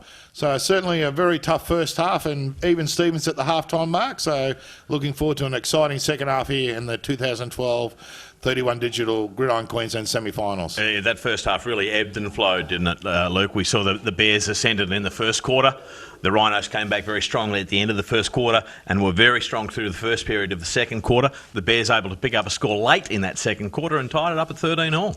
Indeed, yes, Sean. Yes, it's been certainly a very interesting and even match, you know. I mean, I don't think either side has got a real ascendancy at this point in time, although I get the feeling I think the Rhinos might be just edging ahead a little bit there. They seem to be the more consistent of the two sides so far in their play calling. The Rhinos' offense has certainly been much more methodical and mechanical, moving the ball down the field, with the Bears, one would say, getting a couple of luckier passes away and getting a couple of big chunk of yards. Certainly the running game of the Rhinos running backs with Stuart Dingle and Luke Jackson has been fairly instrumental in the Rhinos establishing the solid game, and for the Bears, Jared Stegman has been instrumental in their running game, and then with a couple of receptions there to his favourite receivers, the Bo Pitt twins and Mitch Best. So both teams seem to be relatively injury-free at this stage as well? At this stage, I haven't had any reports of any serious injuries. I'm sure a few of them are feeling some of those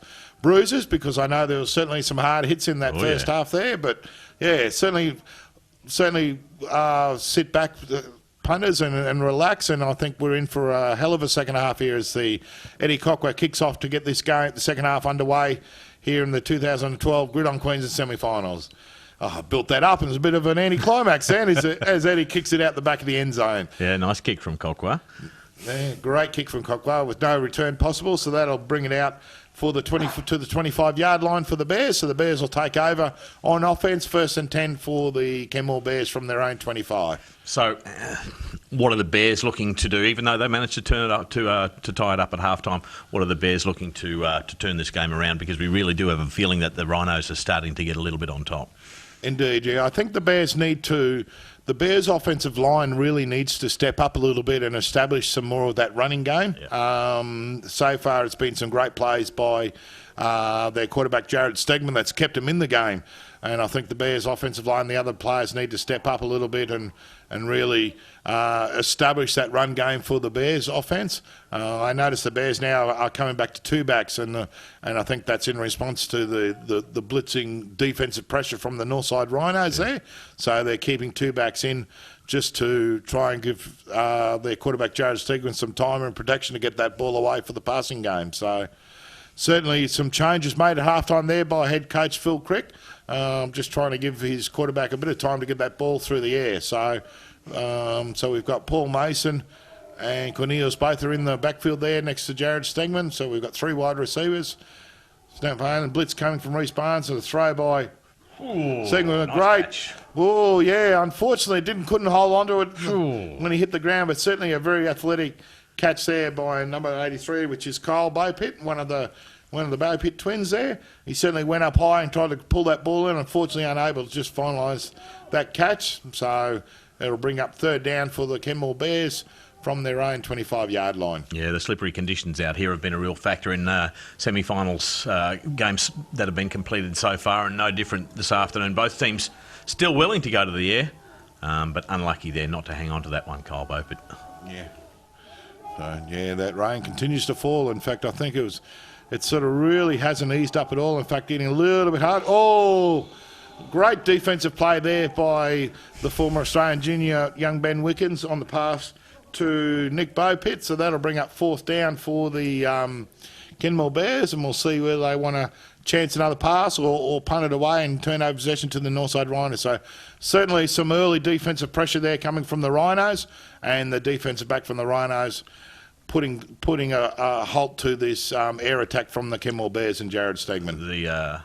The Rhinos secondary, their cornerbacks and their safeties have been very effective all afternoon so far. Very good so far this afternoon. Yeah, they've been very good. They've only had 1 or 2 minor glitches, so to speak.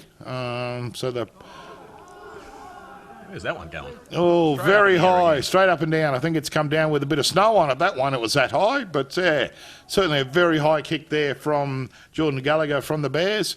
Looks like a gain of only about 23, 24 yards line, so that'll be a turnover in possession. But hang on, we've got a bit of a flag there, so we'll just have to wait and see what the referees decide, what the result of the play was, and the players are walking back there.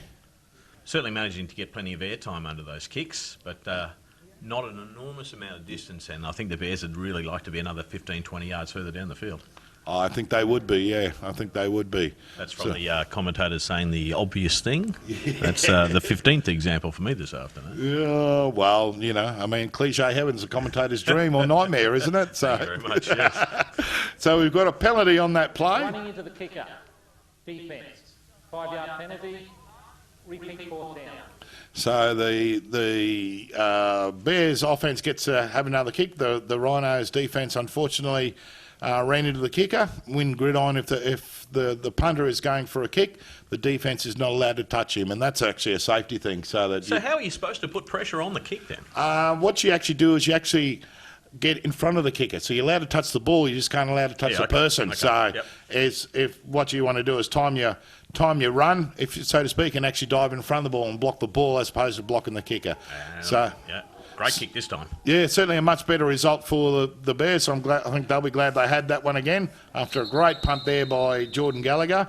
Lachlan Barnes with the return again. He's been strong all afternoon on his kick returns. Certainly on the return game, Lachlan Barnes has been good. The defensive pressure and tackle made there by Kyle Beaupitt, one of the wide receivers for the Bears. So that's a much better result if you're a Bear supporter. Not quite so good if you're a Rhino supporter, but hey, that's football. So anyway, the Rhinos will take over on their own, looks like about their own 13 and 14 yard line there.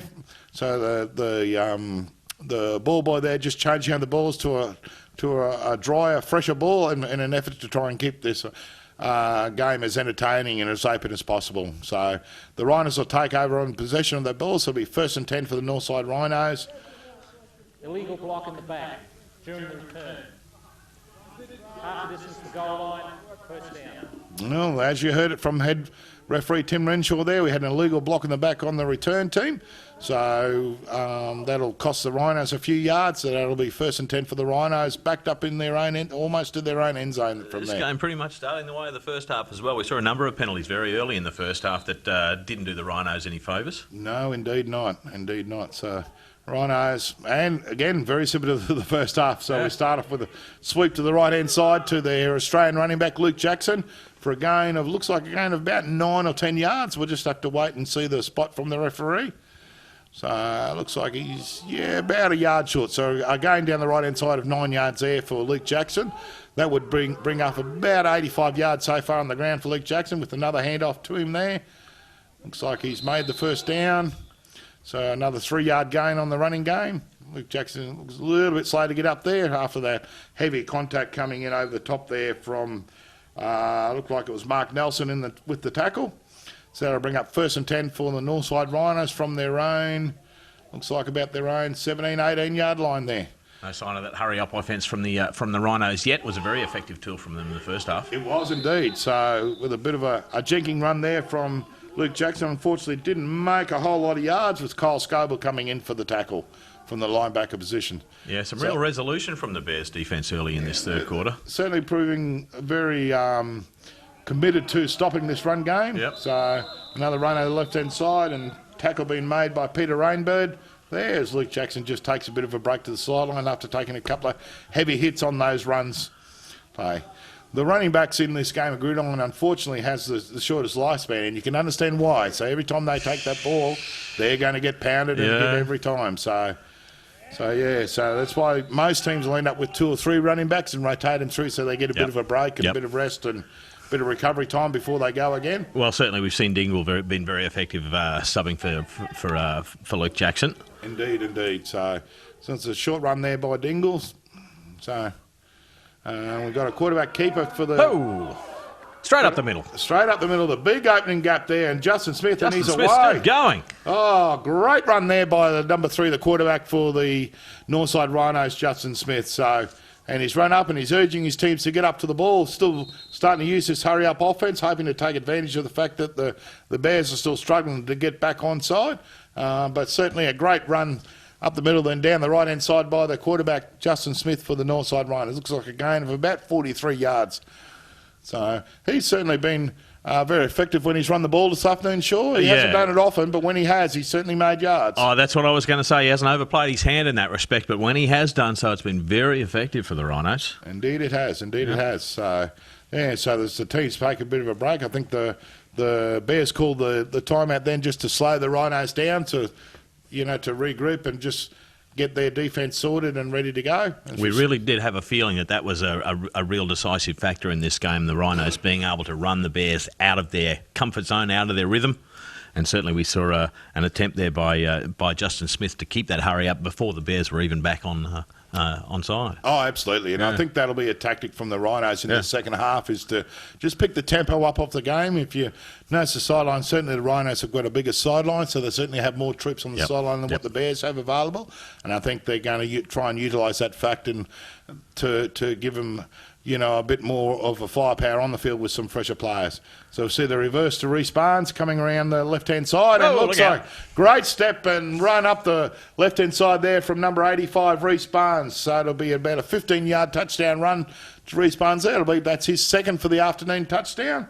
So that'll bring up the 6 points to the Rhinos. So that'll make the score Northside Rhinos 19, Kenmore Bears 13. Jeez, it's looking ominous, isn't it? It is. Unfortunately, that as a coach, you might have said that was just a little bit too easy. I think one of the Bears defensive linebackers there has just hit the wrong gap and opened up that huge gap for Barnes to run straight through. So Eddie Cocker with the kick return. It's been successful. So that brings up another extra point for young Eddie. So that'll make the score 20 points to 7 early in this third quarter. So with about 8.5 minutes to go in the third quarter, we have a scoreline of 20 points to 13 in favour of the Northside Rhinos over the Kenmore Bears. Yeah, that's a really effective way that they've opened this game in the third quarter, haven't they, the Rhinos? And as you say, with the extra numbers on the sideline, they're really starting to assert their authority. A little bit of extra fitness there as well, I think. Yeah. The game's really set to open up for them in this third quarter. It's now up to the Kenmore Bears to respond to that. Yeah. It certainly was a great opening drive to start the second half off for the Northside Rhinos. So we'll have to sit back and wait and see how the Kenmore Bears respond to that. Certainly the Kenmore Bears' first opening drive was less than impressive. So hopefully they can, with their next drive, get the ball moving, get it all happening and respond to this challenge being thrown down by the Northside Rhinos. Yeah, I have a feeling that if the Bears can't make the next score, they're going to be in real trouble. Yeah, I think so. So certainly the conditions this afternoon are continually, with this rain, continue just falling down, just enough to be annoying and just enough to upset the rhythm of the game, with Eddie Cockle with an 8. Another great kick-off, kicking it dead, so not allowing a return from the Bears. So that means the Bears will take over 1st and 10 from their own 25. So certainly the Rhinos are starting to put it together. Yeah, they really are. They're, they sort of struggle with a bit of continuity early, but superior numbers, I guess, and I don't want to keep harking on that, but they're looking pretty confident. There's a lot of, I wouldn't say smiles on the sideline, but the game is really starting to roll their way. And the Bears, so far in this third quarter, are kind of struggling for fitness as much as they are for answers. Yeah, I think the Bears are just struggling for, fitness a bit and answers. I think the loss of Kelvin Howson on their line has been a factor. Certainly I haven't noticed one of their major weapons, the wide receiver number 19, James Shepherd, out there, and I've just actually had word that he won't be returning the game after suffering an injury, would you believe, in the first play of the game. He actually twinged the knee and looks like he's out for the game, unfortunately. Oh, what a shame. Bad. That's not good news for young James there. So I think some of those factors are starting to tell a little bit, against the Bears. So, but we'll see how. I mean, the teams have come back. I've seen the Bears come back from worse situations than this. Oh, of course. So, and they do have some experienced players there. So we shall wait and see how they go. And certainly the Bears are in the semi-final on merit. They certainly deserve to be there, and they're certainly capable of winning this game. Oh, absolutely. Yeah. Quarterback Jared Stegman has got a bit to do, but mate, he says, blitz up the middle, unfortunately not picked up there by the Bears line. And I think that was actually Joe Tuamavave with the middle. Yes, it was Joe Tuamavave with the middle blitz straight up the A-gap there, and I think there was a bit of a botched blocking assignment by the offensive line of the Kenmore Bears, and that allowed Joe Tuamavave to get some pressure on Jared Stegman, which interrupted his throw. Yeah, you could have sailed a city cat through that block in the Bears' defence. Yeah, we have a saying, there's enough room for a Matt truck and its partner. So, and that's just about what hit young Jared then, was the Matt truck in the shape of Joe Tuamavave, former Queensland player and Australian trialist at the moment.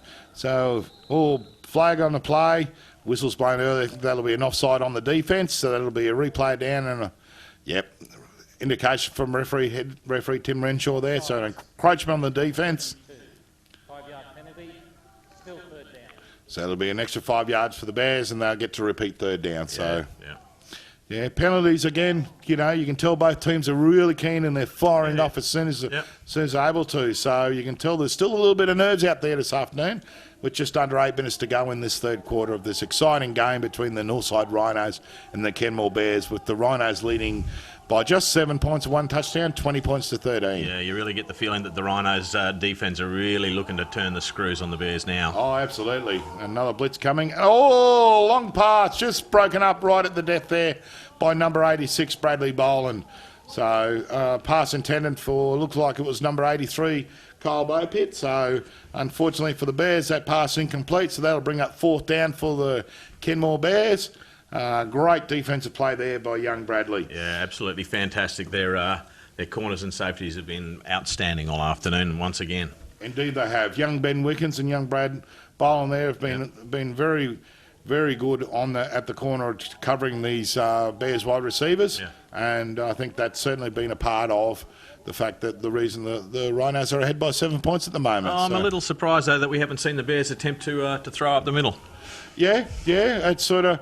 I think where the Bears used to be very strong up the middle, and now I know why they're not throwing so much, was James Shepherd. His territory was across the middle. Yeah, of course. And with that knee injury there, I don't think they've got quite the confidence to get there, with another busting return there by Lachlan Barnes, and with the tackle being made there, the stop by Paul Buttercup Mason. So.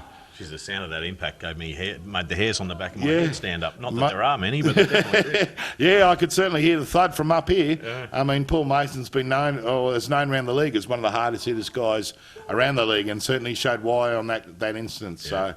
So that'll be 1st and 10 for the Northside Rhinos there. And we're just starting, I think, to take control of this game, take the game by the throat a little bit. So certainly some confidence being displayed by the Northside Rhinos there. So we've got first with a little screen pass out there to Andy Young, and with a gain of about 8 to 9 yards on that play. So that'll bring up second downs for the Northside Rhinos with 7 minutes 27 seconds left to go in this third quarter. Yeah, nice reception from Andy Young as well. So that'll be second and 8 for the Rhinos from their own, Bears 49. And Fumble there. Looks like it was under a big pile of bodies there. Not quite sure who's recovered that ball there. Let's see who gets up with it. Luke Jackson managed to recover his own fumble there. I think that was just probably more a bad handoff from the quarterback, more so than a fumble by Jackson. Ball sort of went in and out and come out. Fortunately for the Rhinos, Luke Jackson managed to fall on that ball and recover it. So that'll bring up first down for the Northside Rhinos. Sometimes when the luck goes your way, it goes your way, doesn't it? Absolutely, yep. The ascendancy is definitely with the Northside Rhinos now. Yeah. Been a number of fumbles throughout the afternoon, though. Yeah, it has. I think that ball's getting slippier with a little run there from Stuart Dingle over the left side for a gain of about 4 to 5 yards. So the tandem running back duo of Dingle and Jackson there, the Australian running back duo, are certainly getting a lot of work this afternoon. Yeah. I think they'll earn a beer or two after this game. Yeah. They're probably not the only ones. Yeah. So we've got a sweep out to the right-hand side with a handoff to Jackson with heavy contact in over the top there. Just trying to work out, that man again, Paul Mason, with the assistance there from Gavin Peters. So certainly Paul Mason being shown, having his presence felt there from the defence there. Yeah, well, I mean, this is the time when if somebody really needs to stand up for the Bears and turn this game around. And if that can come from the defence and start making a couple of turnovers to cause a few fumbles, that's probably going to be the easiest way for the Bears, because they're really having trouble getting their hands on the ball in good attacking position. Yeah. The offence on the Bears is struggling a little bit, and then run up the left-hand side by Jackson. He's missed 2, 3, still going, touchdown. So fantastic run there by Luke Jackson up the left-hand side. Managed to step 2 or 3 players, pick up a downfield block, and run it in for the score. So that'll 6 points there to the Northside Rhinos, and one could say unfortunately was probably a little bit too easy, but we'll wait and see. So we're just on 6.5 minutes to go. We've got the Northside Rhinos leading the Kenmore Bears 26 points to 13. Luke Jackson's playing in the Australian side because of that great evasive ability that has, his ability to make the defenders miss the tackles, that little pirouette that he put on there as well, that put him into the end zone. Devastating running. Yeah, absolutely. I mean, put him in the end zone, wouldn't have been out of place in the escapades, I could tell you there, Sean. It certainly was a very astute move and got him extra points. So we've got the ball touched on that extra point there, so the extra point was unsuccessful. So the score will remain Northside Rhinos 26 over the Kenmore Bears 13. With about just over 6 minutes left to go in the third quarter. So about halfway through that third quarter, and I think the Rhinos are just starting to flex their muscle a little bit and just sort of, take control and take this game by the throat. The ground is a little wet out there, but I think the ice capades might be a bit over the top, Luke. Oh, mate, we get a cold snap come through. You never know what'll happen. So, well, maybe not quite the Oscar-pades, but, you know what I mean. No, I certainly know where you're coming from, yeah. So we've got the kick-off here from Eddie Cockwer with his bright yellow fluoro, yellow-green boots there. Maybe he's got to go work on a construction site later, so he's got his high-vis boots on ready to go. If you're going to be a kicker, you've got to dress like a kicker. Well, that's true, I suppose. That's true, I suppose. If you're going to be a kicker, you've got to be noticed. Yeah, absolutely, yeah. So here we go. Will it be third time in a row where Eddie Cocker manages to kick it deep? It's certainly a big kick off there from Eddie Cocker. And no. Bringing it back. It's bringing it back from Kyle Bapin. Oh, great contact there coming in from number 22. 22, Billy Seaman. Young Billy Seaman. So, yeah, very heavy contact. Maybe Cole might have regretted returning that one. Might have thought he might have been better off taking the knee. But they really need to put a stamp on this game. It's up to the Bears to turn this game around. Oh, absolutely. Yep. So I think the Bears need to try and take advantage of every opportunity they can with this football in their hands. They're just struggling a little bit to get some movement on their offensive side of the ball. Their defence is certainly not playing. Not out of it as yet, but it certainly looks like the defence is just starting tired a little bit, couple of little mistakes coming in. Yep. But for the Bears to get back in this game, the Bears offence really needs to step up and start making some huge gains. Yeah, somebody needs to get smashed. Yeah. Indeed. Indeed. Let's complain about it. That's what That's what they'd be looking for, to make some real defensive stops. Bears on offense now. And the handoff. A handoff to both with a run over the left-hand side for a gain of about 2 to 3 yards. Unfortunately for the Bears this afternoon, their running game hasn't really been effective. It's been fairly well shut down there by the Rhinos' defensive line and linebackers. And, unfortunately forcing the Bears into a passing situation, and with the conditions this afternoon certainly being very wet and slippery, the passing game is always going to be a chancy move. Yep. So I think, and like you say, with one of their primary wide receivers injured very early in the game as well, it's been a hard afternoon for the Bears stuff. Yeah, I think so. I think it's been a hard day at the office. So, but Stegman's done it before, so we'll wait and see what he comes up with. Stegman's decided to take a run himself and make a great run. Here he goes. Oh, great run down the right-hand side there from the quarterback, Jared Stegman. So he is starting to take charge of the game.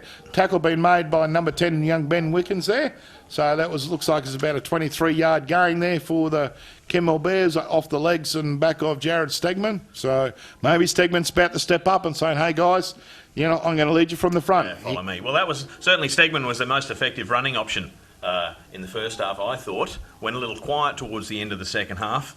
Maybe that's a tactic that they're looking to resurrect in this second half, because they certainly need something. They need to run. They need to pick up some yards. Yeah, they need to establish that running game to keep the defensive secondary of the Northside Rhinos honest, because at the moment, Stegman's gone for a run on the left-hand side, and the tackle's been made by number 60 there, Aaron Huff.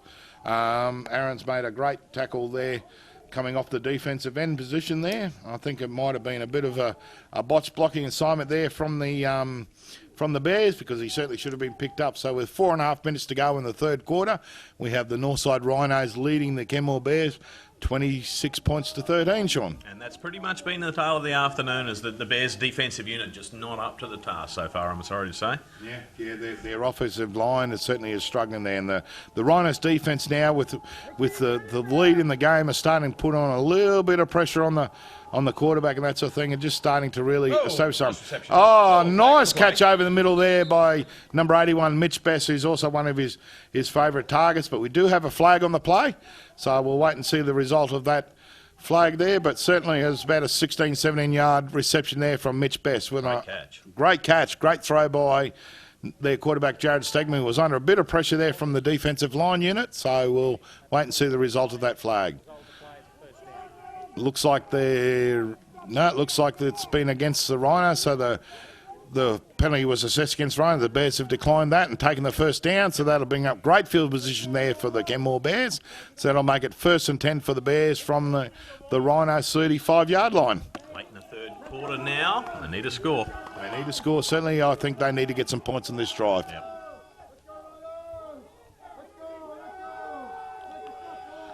Yep. Snap. Looks like a run to the left-hand side. A great run there by Botha down the left-hand side. Cornelius Botha, the young rookie running back from the Bears, having a great handoff and run down the left-hand side. At that time, certainly the Bears' offensive line, some great blocking there, leading from the front, and Botha with a great run. Looks like a run of about 7 or 8 yards on the left-hand side, as the referees just changed the ball out for a slightly drier, slightly not quite so muddy ball there, if there is such a thing in these conditions this afternoon. Yep.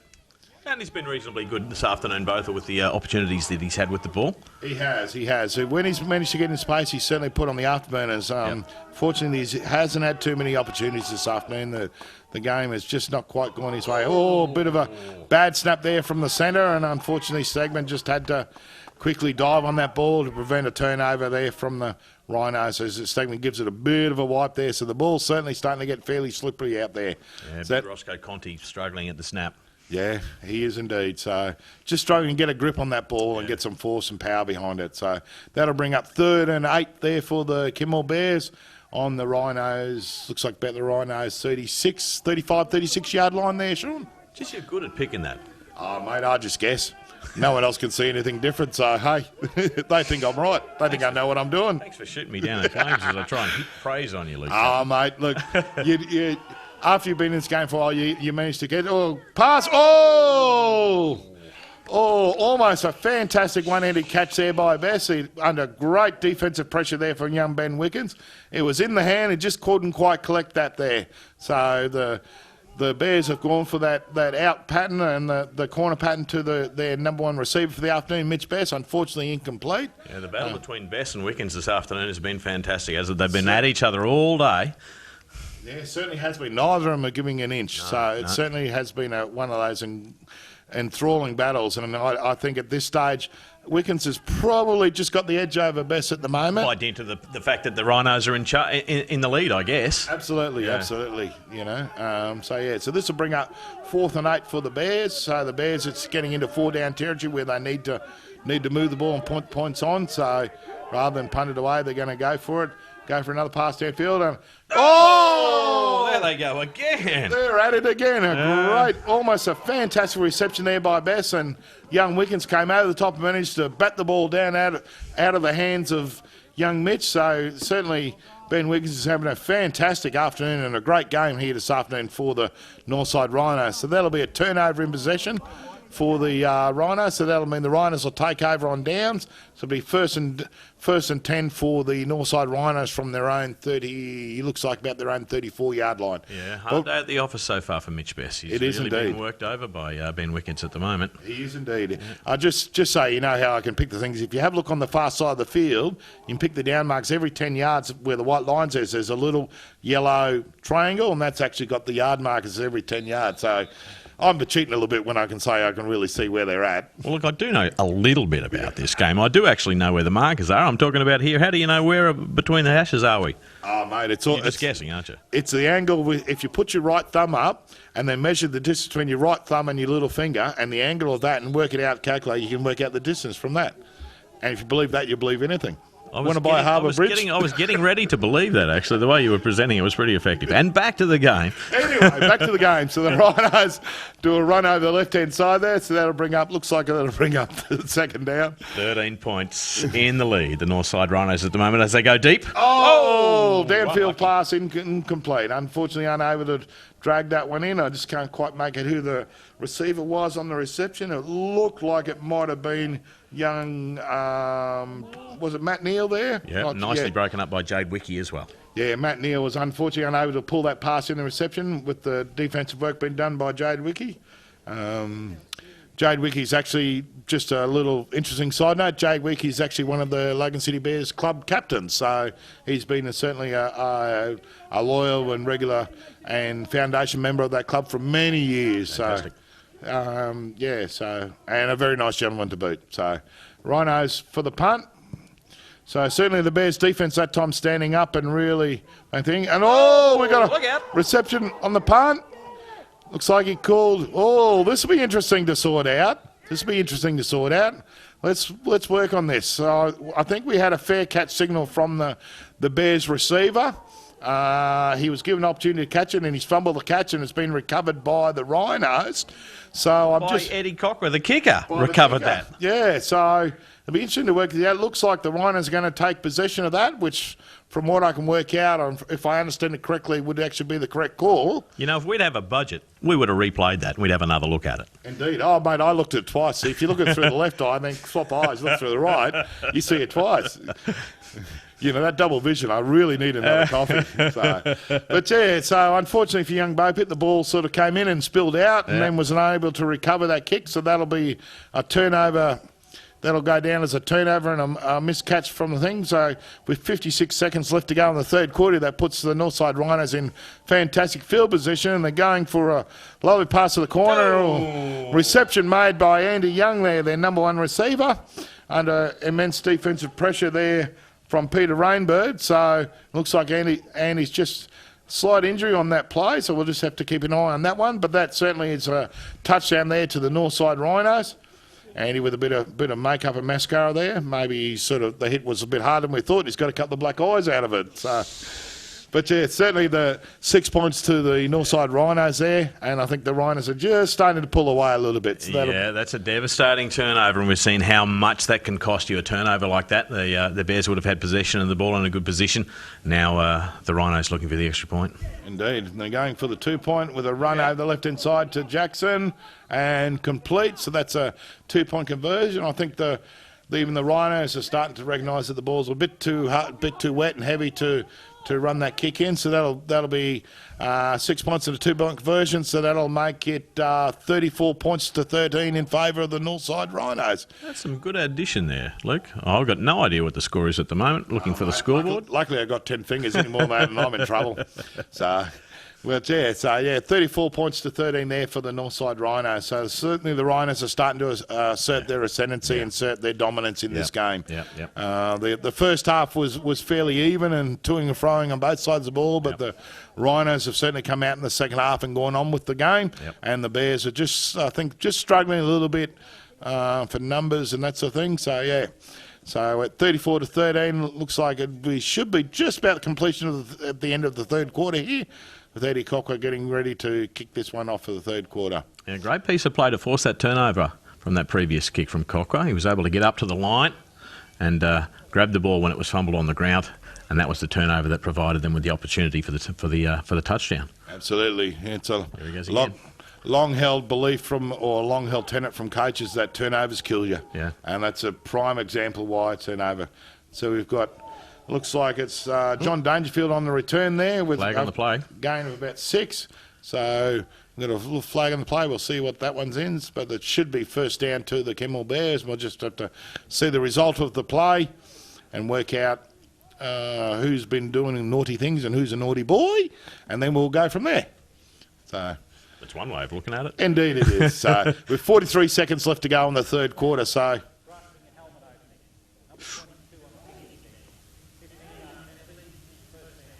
There you go, face mask, one of those penalties we talked about earlier. It's certainly a safety penalty, and the referees are very harsh on players who do anything that can possibly injure another player, and that penalty was for what they call a face mask penalty.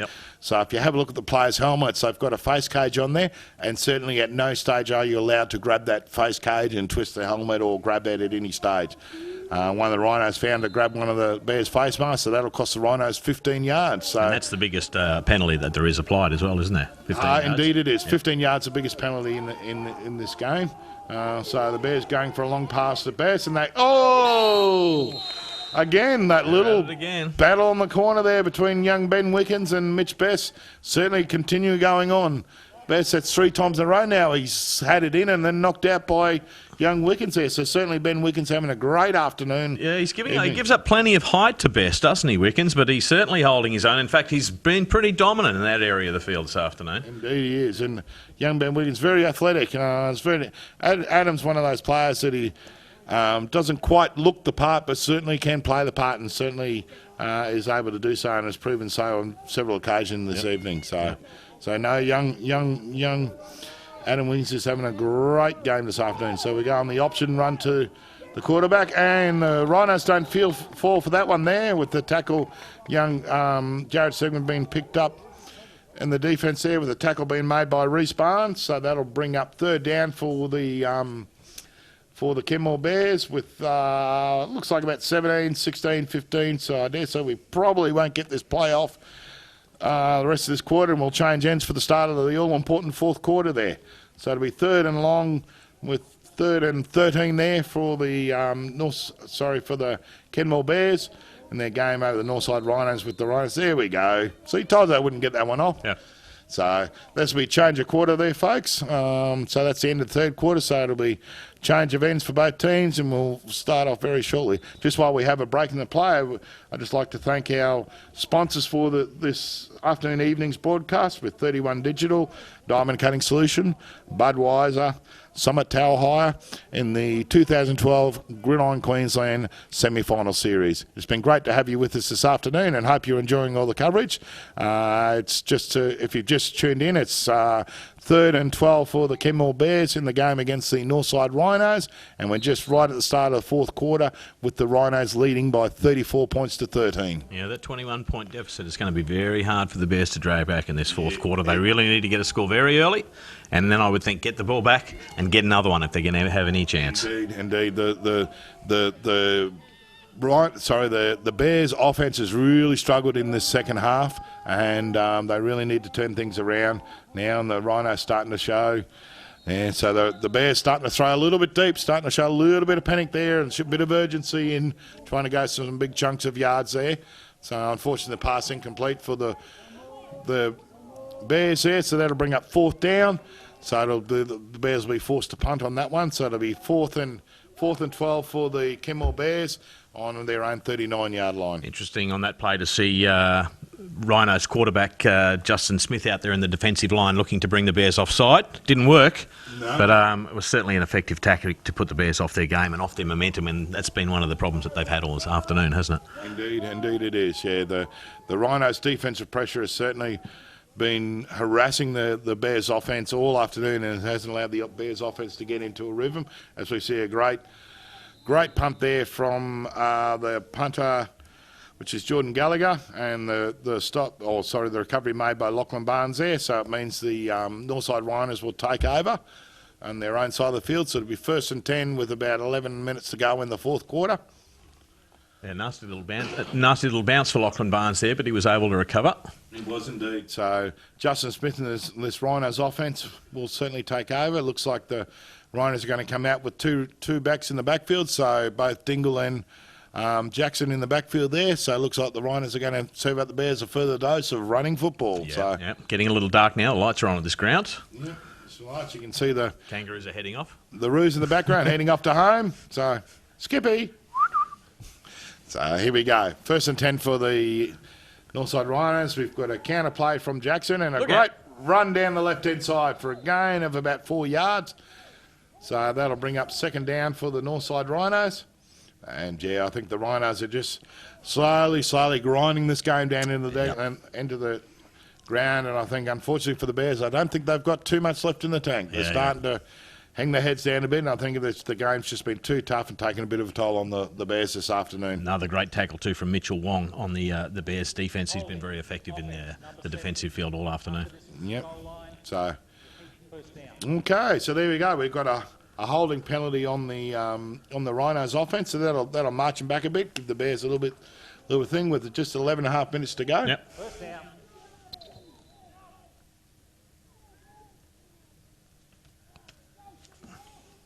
So that'll be repeat of 1st down with half distance. So we've got a run up. Oh, another run by Luke Jackson and a great step and jink and run and tackle being made by Vinny Tupy there. But a great run there from Jackson. Looks like a run of over 20 yards there. We'll just see the spot to get a final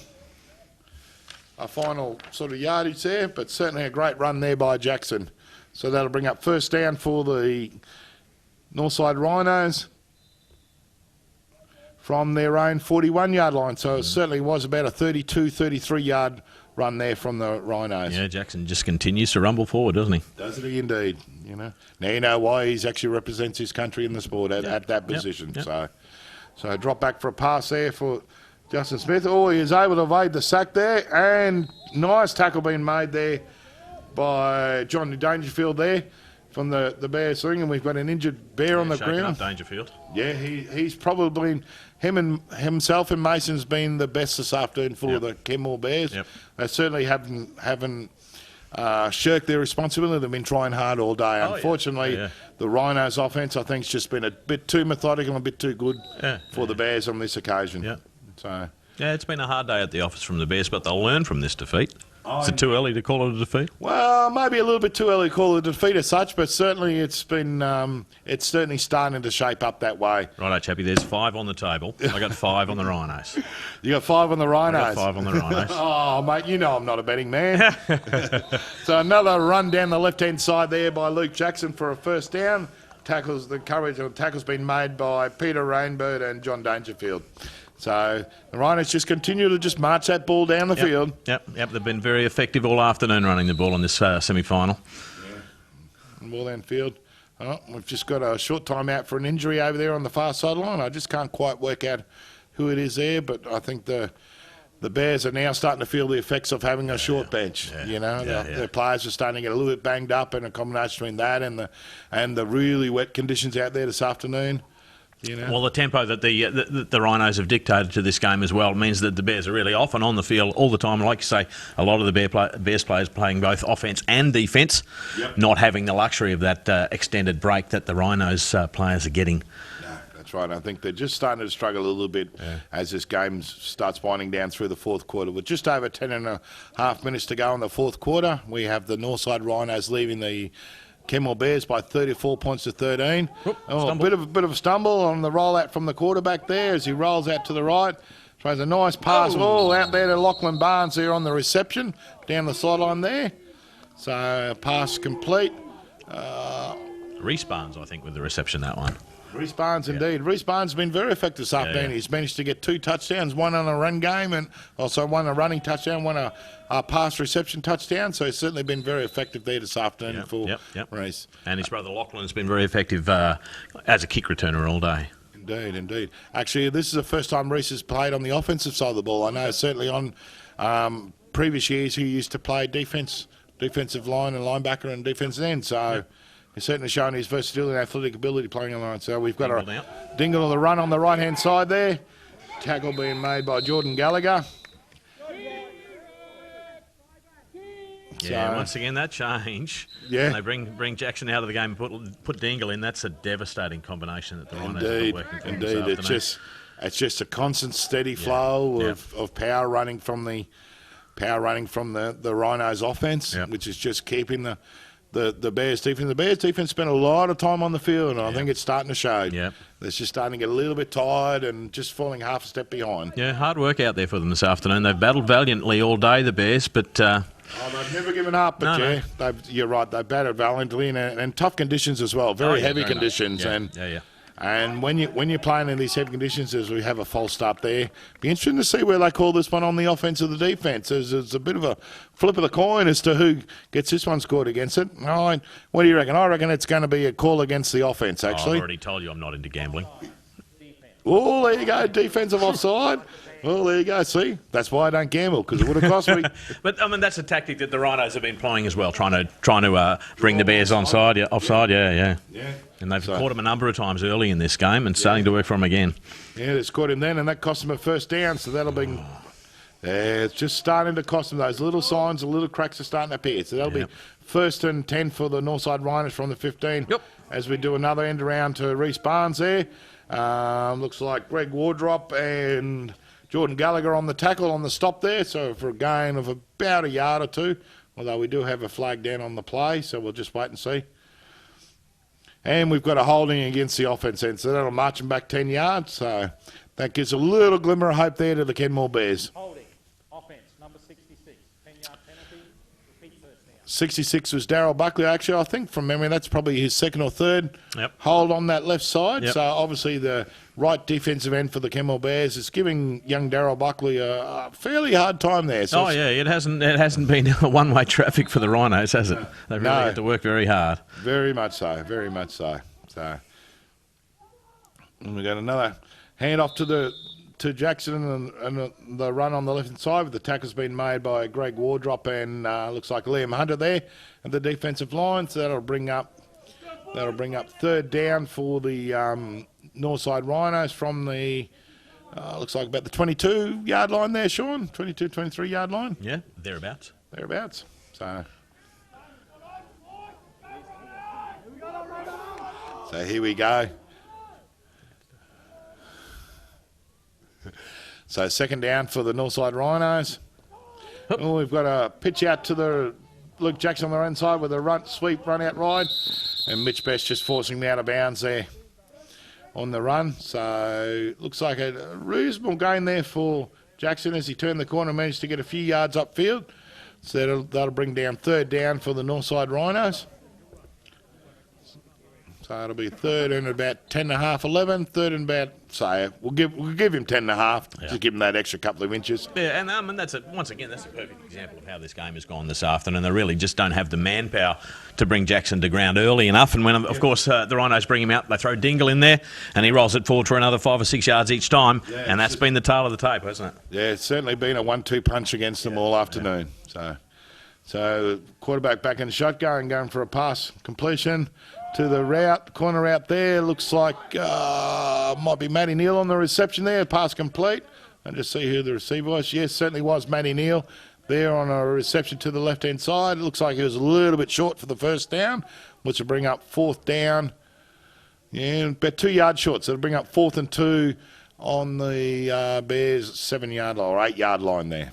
So interesting to see where they go just for the first down and where they go for the end zone at this stage.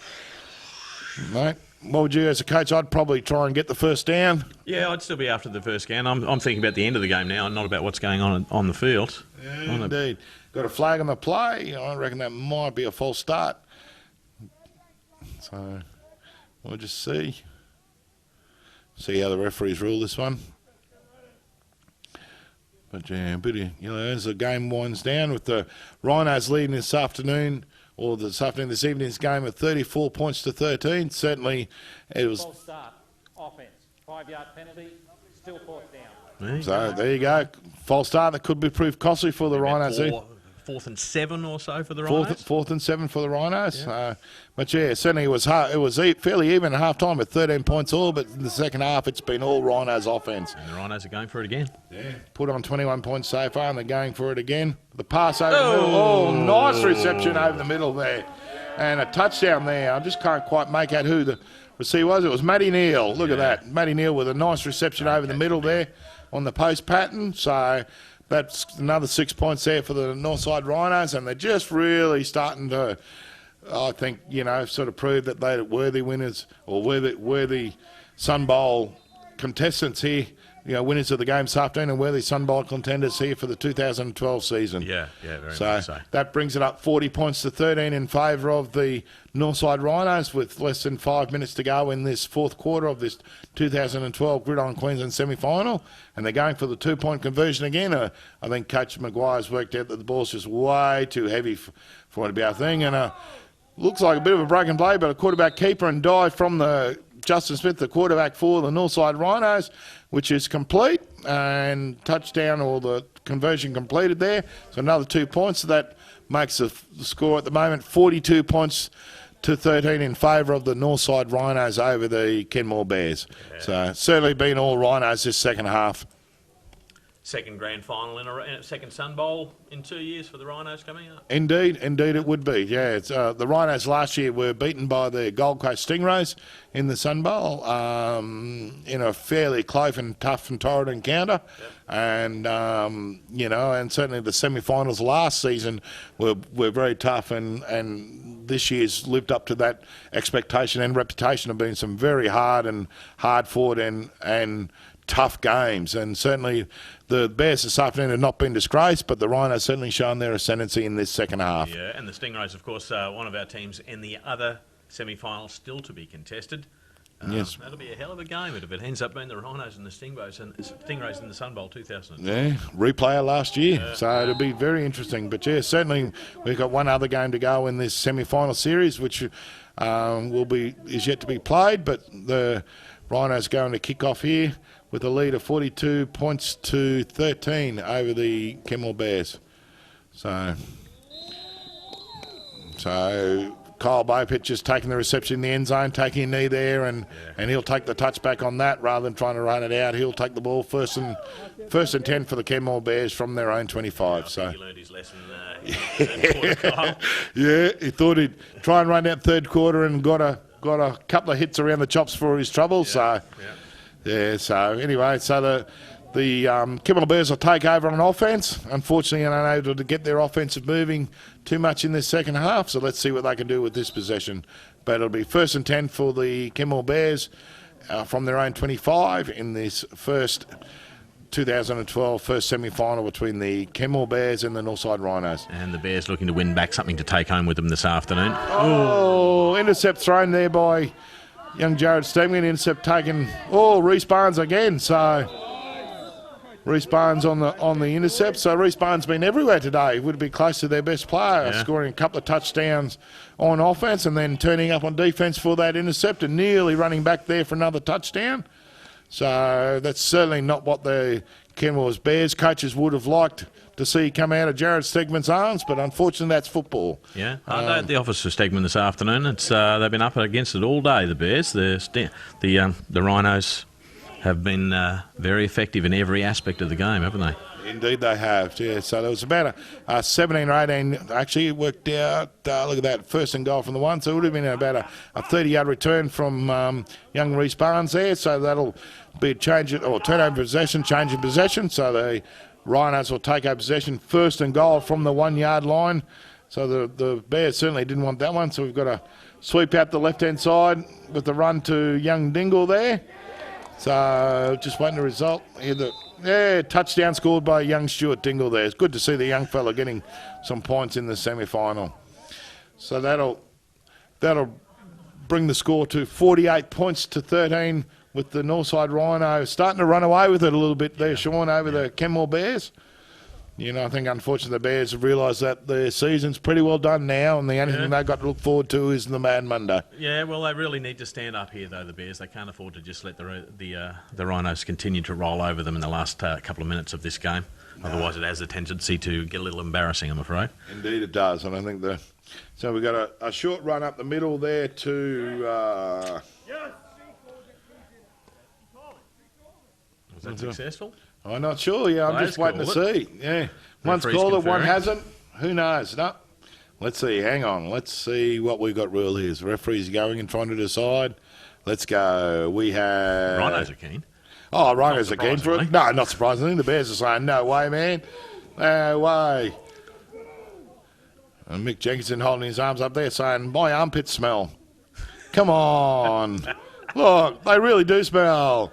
Okay, here we go. Let's get a report from head referee Tim Renshaw. Here we go. It was unsuccessful for the point after try. So that'll keep the score remains 48 points to the Northside Rhino, 13 points to the Kenmore Bears. So the Rhinos have managed to put on 35 points, unanswered points in this second half here in this 2012 Gridiron Queensland semi-final. So with only just a few minutes left to go in this game, let's see if the Bears can sort of just show a little bit and hopefully get a few more points on the board late in this second half. I don't know. I think full time can't come quickly enough for the Bears at the moment. I think a few of them are probably thinking about that. Yeah. So. Yeah, it's a tribute to the Rhinos, though. They've been very effective. They stuck to their game plan. They changed tactics a number of times during the game. Their hurry-up offense was very effective when they really needed to produce something in the second quarter, and I think that was the turning point when they were able to actually get the Bears out of their momentum, out of their comfort zone, if you like. Yeah. And the Rhinos have just gone on with it from absolutely. I think I think the Rhinos' offense has not allowed the Bears' defense to be too much of a factor. Yeah. And I think as the short kickoff's been run by, that's a bit of a surprise with the score point the way it is. I don't know why you would do a short kickoff to try and retain possession, but anyway, there you go. So the kickoff's been run by, or short kickoff's been done by number 14, Eddie Kokwa. So they're just to try and decide whether it did actually make the 10 yards or not. Definitely looked like it did to me. I mean, I saw Cockle wait for it to actually cross that line before he actually dived on the ball. Yeah. So we'll wait and see whether he touched the ball before the line or not. If he did touch the ball before the line, then it'll be possession to the Bears. But if he managed the ball cross the line before he touched it, then it'll be possession to the Rhinos. Well, as I said, I'm not sure why you would do it at this stage of the game, but anyway. Tactic. Yeah, interesting tactic. And Cockwa's had a bit of a day out, though, hasn't he? Yeah, he has it indeed. So just while the referees discuss this, it's 48 points to 13 with the Northside Rhinos leading over the Kenmore Bears. Who would the Rhinos rather play next week? I don't think they'd rather play either of them, to be honest. Right. So, yeah, I think, certainly the Stingrays have got a very good history and very good record against the Rhinos, so they probably would prefer to play the Cougars in that regard. Yep. Certainly, I'm certainly saying that not saying that the Cougars are any less of a force. I mean, I think the next game between the Cougars and the Stingrays is going to be a very good game from two very good sides. Yep. And I think, personally, I think whoever wins that game will really challenge this Rhinos outfit. Yep. I don't think that this Rhinos on this offensive performance, I don't think that they home and hose in the Sun Bowl by any stretch of the imagination. I think they still have to improve. I think there's generally their play has been very good.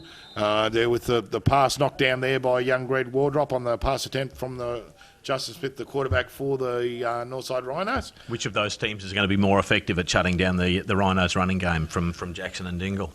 Oh, mate, both very good running stop defences. Okay. The Gold Coast Stingrays have got Chris Mooney and Dennis Gilmore, who are both former Australian linebackers in their linebacking core. Yep.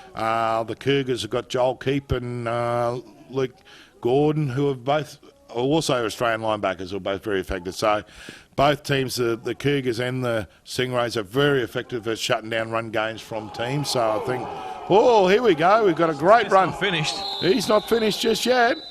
Some heavy contact coming in there from looks like it was Bart Foley there from the Bears. Unfortunately, Gavin Peavers it was from the Bears, with the rain continuing to fall here, but certainly some heavy contact for the Justin Smith, the quarterback for the Northside Rhinos. So he's still keen to go on with it and complete the game. There's no thought of seeing this game safely home at the moment for the Rhinos. I think they're getting in the mindset they need to do whatever they can to make sure of it, and I don't think they want to back off. So here we go. We've got two backs in the backfield with Justin Smith still out at quarterback there, with a sweep there to Dingle. And not a lot of yards there down the right-hand side there for Stuart Dingle. Maybe 1 or 2 yards. Yeah, but just going back to what I was saying, certainly the Western Cougars and the Gold Coast Stingers both got very good defensive units. Mm-hmm. They both have got very good offensive units. So certainly the next game between the Cougars and the Stingrays is going to be a very exciting game. And I think the matchup between the Rhinos and whoever wins out of that game will also be a very exciting game. With another handoff there to Dingle over the left side. Tackle being made by Justin Benevenuti on the stop. There with a gain of about 1 yard with, looks like Gavin Peters underneath, also assisting that tackle. But yeah, so certainly the exciting game is this rain. Is that rain getting harder out there now? It looks like. Now it's really it's really coming down. Yep. But certainly the Rhinos will go on, and whoever they do face in the Sun Bowl, it will be another very tough game. Yep. So we've got a reverse coming there to Matty Neal, coming from the left round of the right-hand side. Some heavy contact, and the ball being fumbled there. Eddie Cockwell on the recovery, with looks like it was young Kai McIntyre on the stop, with assistance from Kyle Scoble there. So as you can tell, the rain's very heavy there, and that ball's getting very slippery.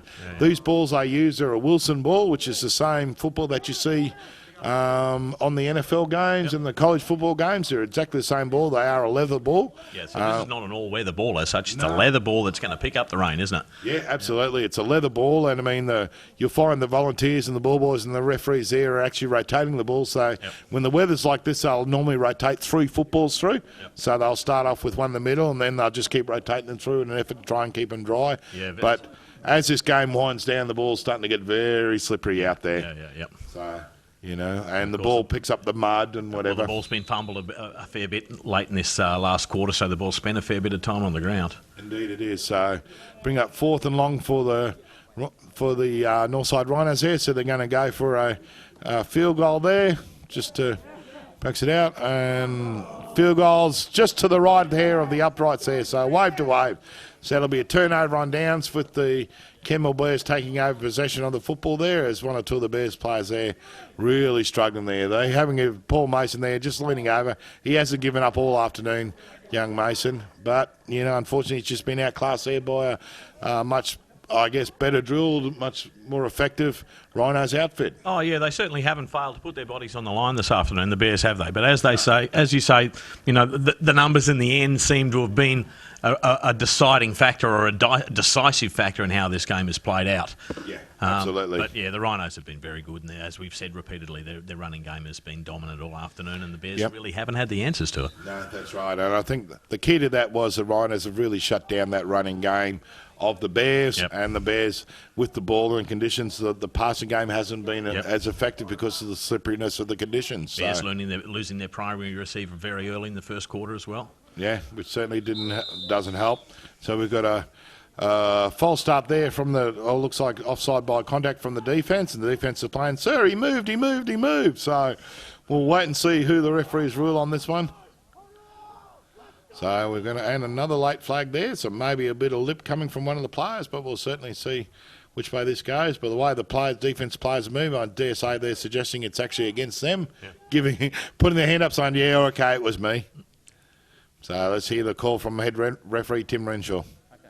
Offsides, defence, 5-yard penalty. Unsportsmanlike conduct, number 60, defence, 15-yard penalty, first down. Well, there you go. That's 2 penalties on the defence. Yeah, it was a bit of a lip there coming from one of the defensive players on the Rhinos. And I think the coach will be dragging him off the field very shortly, give him a clip around the ears, tell him to keep his mouth a little bit quieter and a bit more polite, because that just cost the Rhinos 20 yards and a first down. Yeah, it's certainly not the time to be gobbing off. No. For a better expression. No, exactly right, And, mate, this is not a game to do it. And when you've got 7 referees, doesn't matter how quietly you say something, one of them always hears you. Yeah. So the Bears come back for a pass out there and just overthrown there to receiver. So the Bears trying to mount a late challenge and at least get some points on the board. And the pass overthrown there to number 83, young Kyle Bowpitt. And for people who aren't familiar with the intricacies of Gridiron here in Queensland, we do have very specific rules against unsportsmanlike contact, against the taunting of opponents. Absolutely. Unnecessary roughness, for example. Yeah. The biggest penalty you can give in the game, I guess, is to eject a player. Second biggest one is 15 yards in the game of Gridiron. Your first unsportsmanlike conduct, and that unsportsmanlike conduct encompasses a whole range of things like taunting or swearing on the field, taunting a player, abusing a referee, all that sort of stuff all comes under the gamut of unsportsmanlike conduct. If you get your first unsportsmanlike conduct, it'll be 15 yards. If you get a second one in a game, you're ejected for the game. Is that right? Even just for swearing? Even for swearing. Right. So it's something that the league and the officials take very seriously. And the league is very conscious that it is a full contact sport, and there's always but there's always passion and athleticism involved, and it's a very hard-hitting sport and a lot of contact. So there are very strict rules just to keep it controlled and that sort of thing. So, which makes it a very safe and a very pleasant game to watch and to partake in.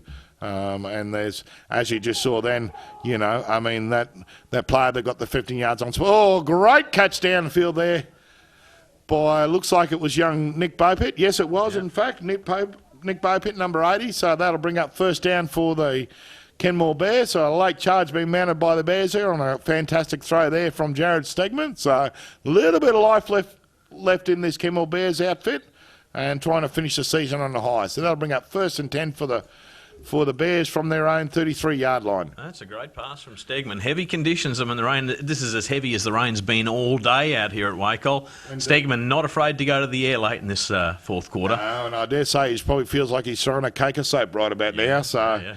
Yeah, so certainly was a great skill and shown in that pass, and great execution of the play. So the Rhinos continue to look at that, 2 passes complete in a row.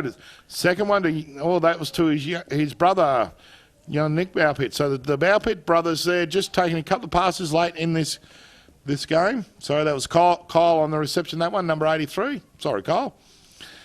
Mate, you two look both alike. I think what we should do there, Sean, is call them both Ted. Yes. If we call them both Ted, that way we won't get them wrong. So anyway, we've got a reception there. So the referee's just having a little discussion there, but certainly very heavy conditions late in the game here. Offsides, defence. That penalty is declined. Second down. There we go. We've got an offside penalty on the defence, so the penalties declined with just on 2 minutes to go, completing this fourth quarter with the Bears on a bit of a late charge there. So it'll be second short for the Bears from the Rhinos. Looks like about 23-yard line. No 2-minute warning in Queensland Gridiron? There is a 2-minute warning. You'll probably find, although it didn't show up on the telecast here, but the referee would have called the 2-minute warning, or he'll call it after this play with a run out to the right-hand side there by Stegman. Well done, sir. Well done. So the running game is still going to eventually paying some dividends there for young Jared. Yeah, So shape with the pitch, or shape to lateral it. Yeah. The Rhinos sort of held off a bit, and that's when that gap opened up for Stegman, and he was able to take it through for the touchdown. Indeed he did. So that brings up 6 points for the Camel Bears. So there's a little bit of life there. They're not lying down totally there on the Bears, but unfortunately maybe a little bit too little too late, with the Rhinos now leading 48 points to 19 over the... So the Northside Rhinos 48 points to 19 over the Logan City Camel Bears. Yeah, and a number of penalties against the Rhinos in that drive from the Bears certainly assisted the Bears getting down the other end of the field, didn't it? Indeed it does. Indeed it does. For you fellas. Yeah, there's a lesson for all the players, and I mean, and we're talking about that unsportsmanlike conduct. You probably find that the player who was penalised just didn't quite agree with the referee's decision, and that's all it cost him. It cost him another 15 yards. So I believe I have an understanding of what you're insinuating there. So he was a little bit too vocal in the fact that he didn't like the referee's call. A little vociferous in his lack of appreciation for the referee's opinion, might you say? Indeed, yes, indeed. So the conversion was successful there for the Kenmore Bears. So that brings us to a scoreline of the Northside Rhinos over the Kenmore Bears. A scoreline of 48 points to 20. Less than 2 minutes to go in this fourth quarter as this game winds down to a conclusion. So what do the Bears take out of this game? What are the positives for the Bears? Oh, look, I think they can take out the couple of things. The fact that they actually didn't give up and managed to score that late touchdown. I think they'll also probably look at the game film and a little bit of missed opportunities there. Yeah. Some of those passes, if they had it connected, I think the result would have been a lot different, but just... Also, I think they probably will look at it and say that they were just beaten by a better team on the day to a certain extent. I mean, I don't think, the Bears suffered from a lack of execution or not so much but a lack of effort from their players. I think just the execution let them down a little bit, and the conditions certainly didn't make it conducive to the Bears style of play, which unfortunately when you run a lot of that passing type offense, it and the wet conditions, it's going to cost you a little bit. Yeah, you get behind in the game and then the rain comes down. It's very hard to come back. Another great kick return from Lachlan Barnes there. Indeed, it looks like it's about a 36 yard return there after the reception, so that'll bring out first and 10 from about the 43 yard line there. So for the Rhinos, but no, it looks like we're going back for something here. Sorry, I'm just not quite sure what's going on here. And what are the Rhinos looking to improve on as they head Illegal into the block in the back. During the return. There you go. 10-yard penalty from the spot of the foul. First down.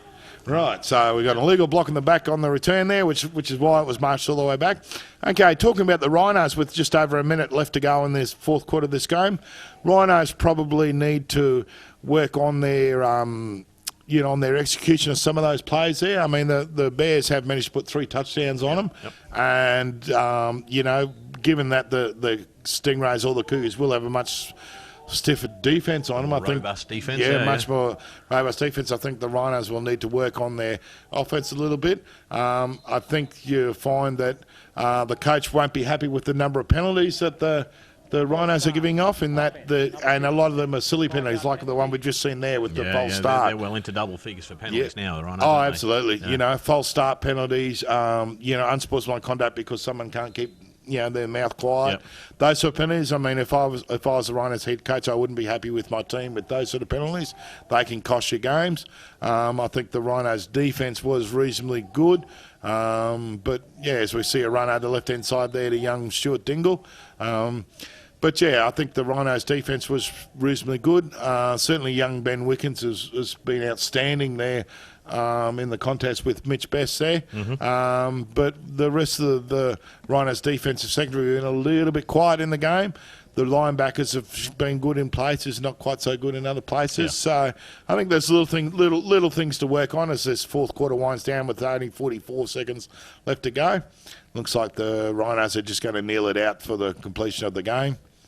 So just to fill folks in, what they do is the Rhinos will take a knee and that'll complete the play, but the clock will still keep running. So they have the option of using up that 24 seconds that Yep. they've got and take it to the next play, do it again, the game's over. Pretty much, yeah. And it's a safe way to end the play. Yeah. And I mean, the reality is, if the scoreline of 48-20, the result's never going to be any different except for a Rhinos win at this stage. Yep. So, with less than 12 seconds left to go, they don't even need to run another play. But so that'll be conclusion of this game, and we're just waiting for the referees to confirm that and hold the ball up as the rain continues to fall here.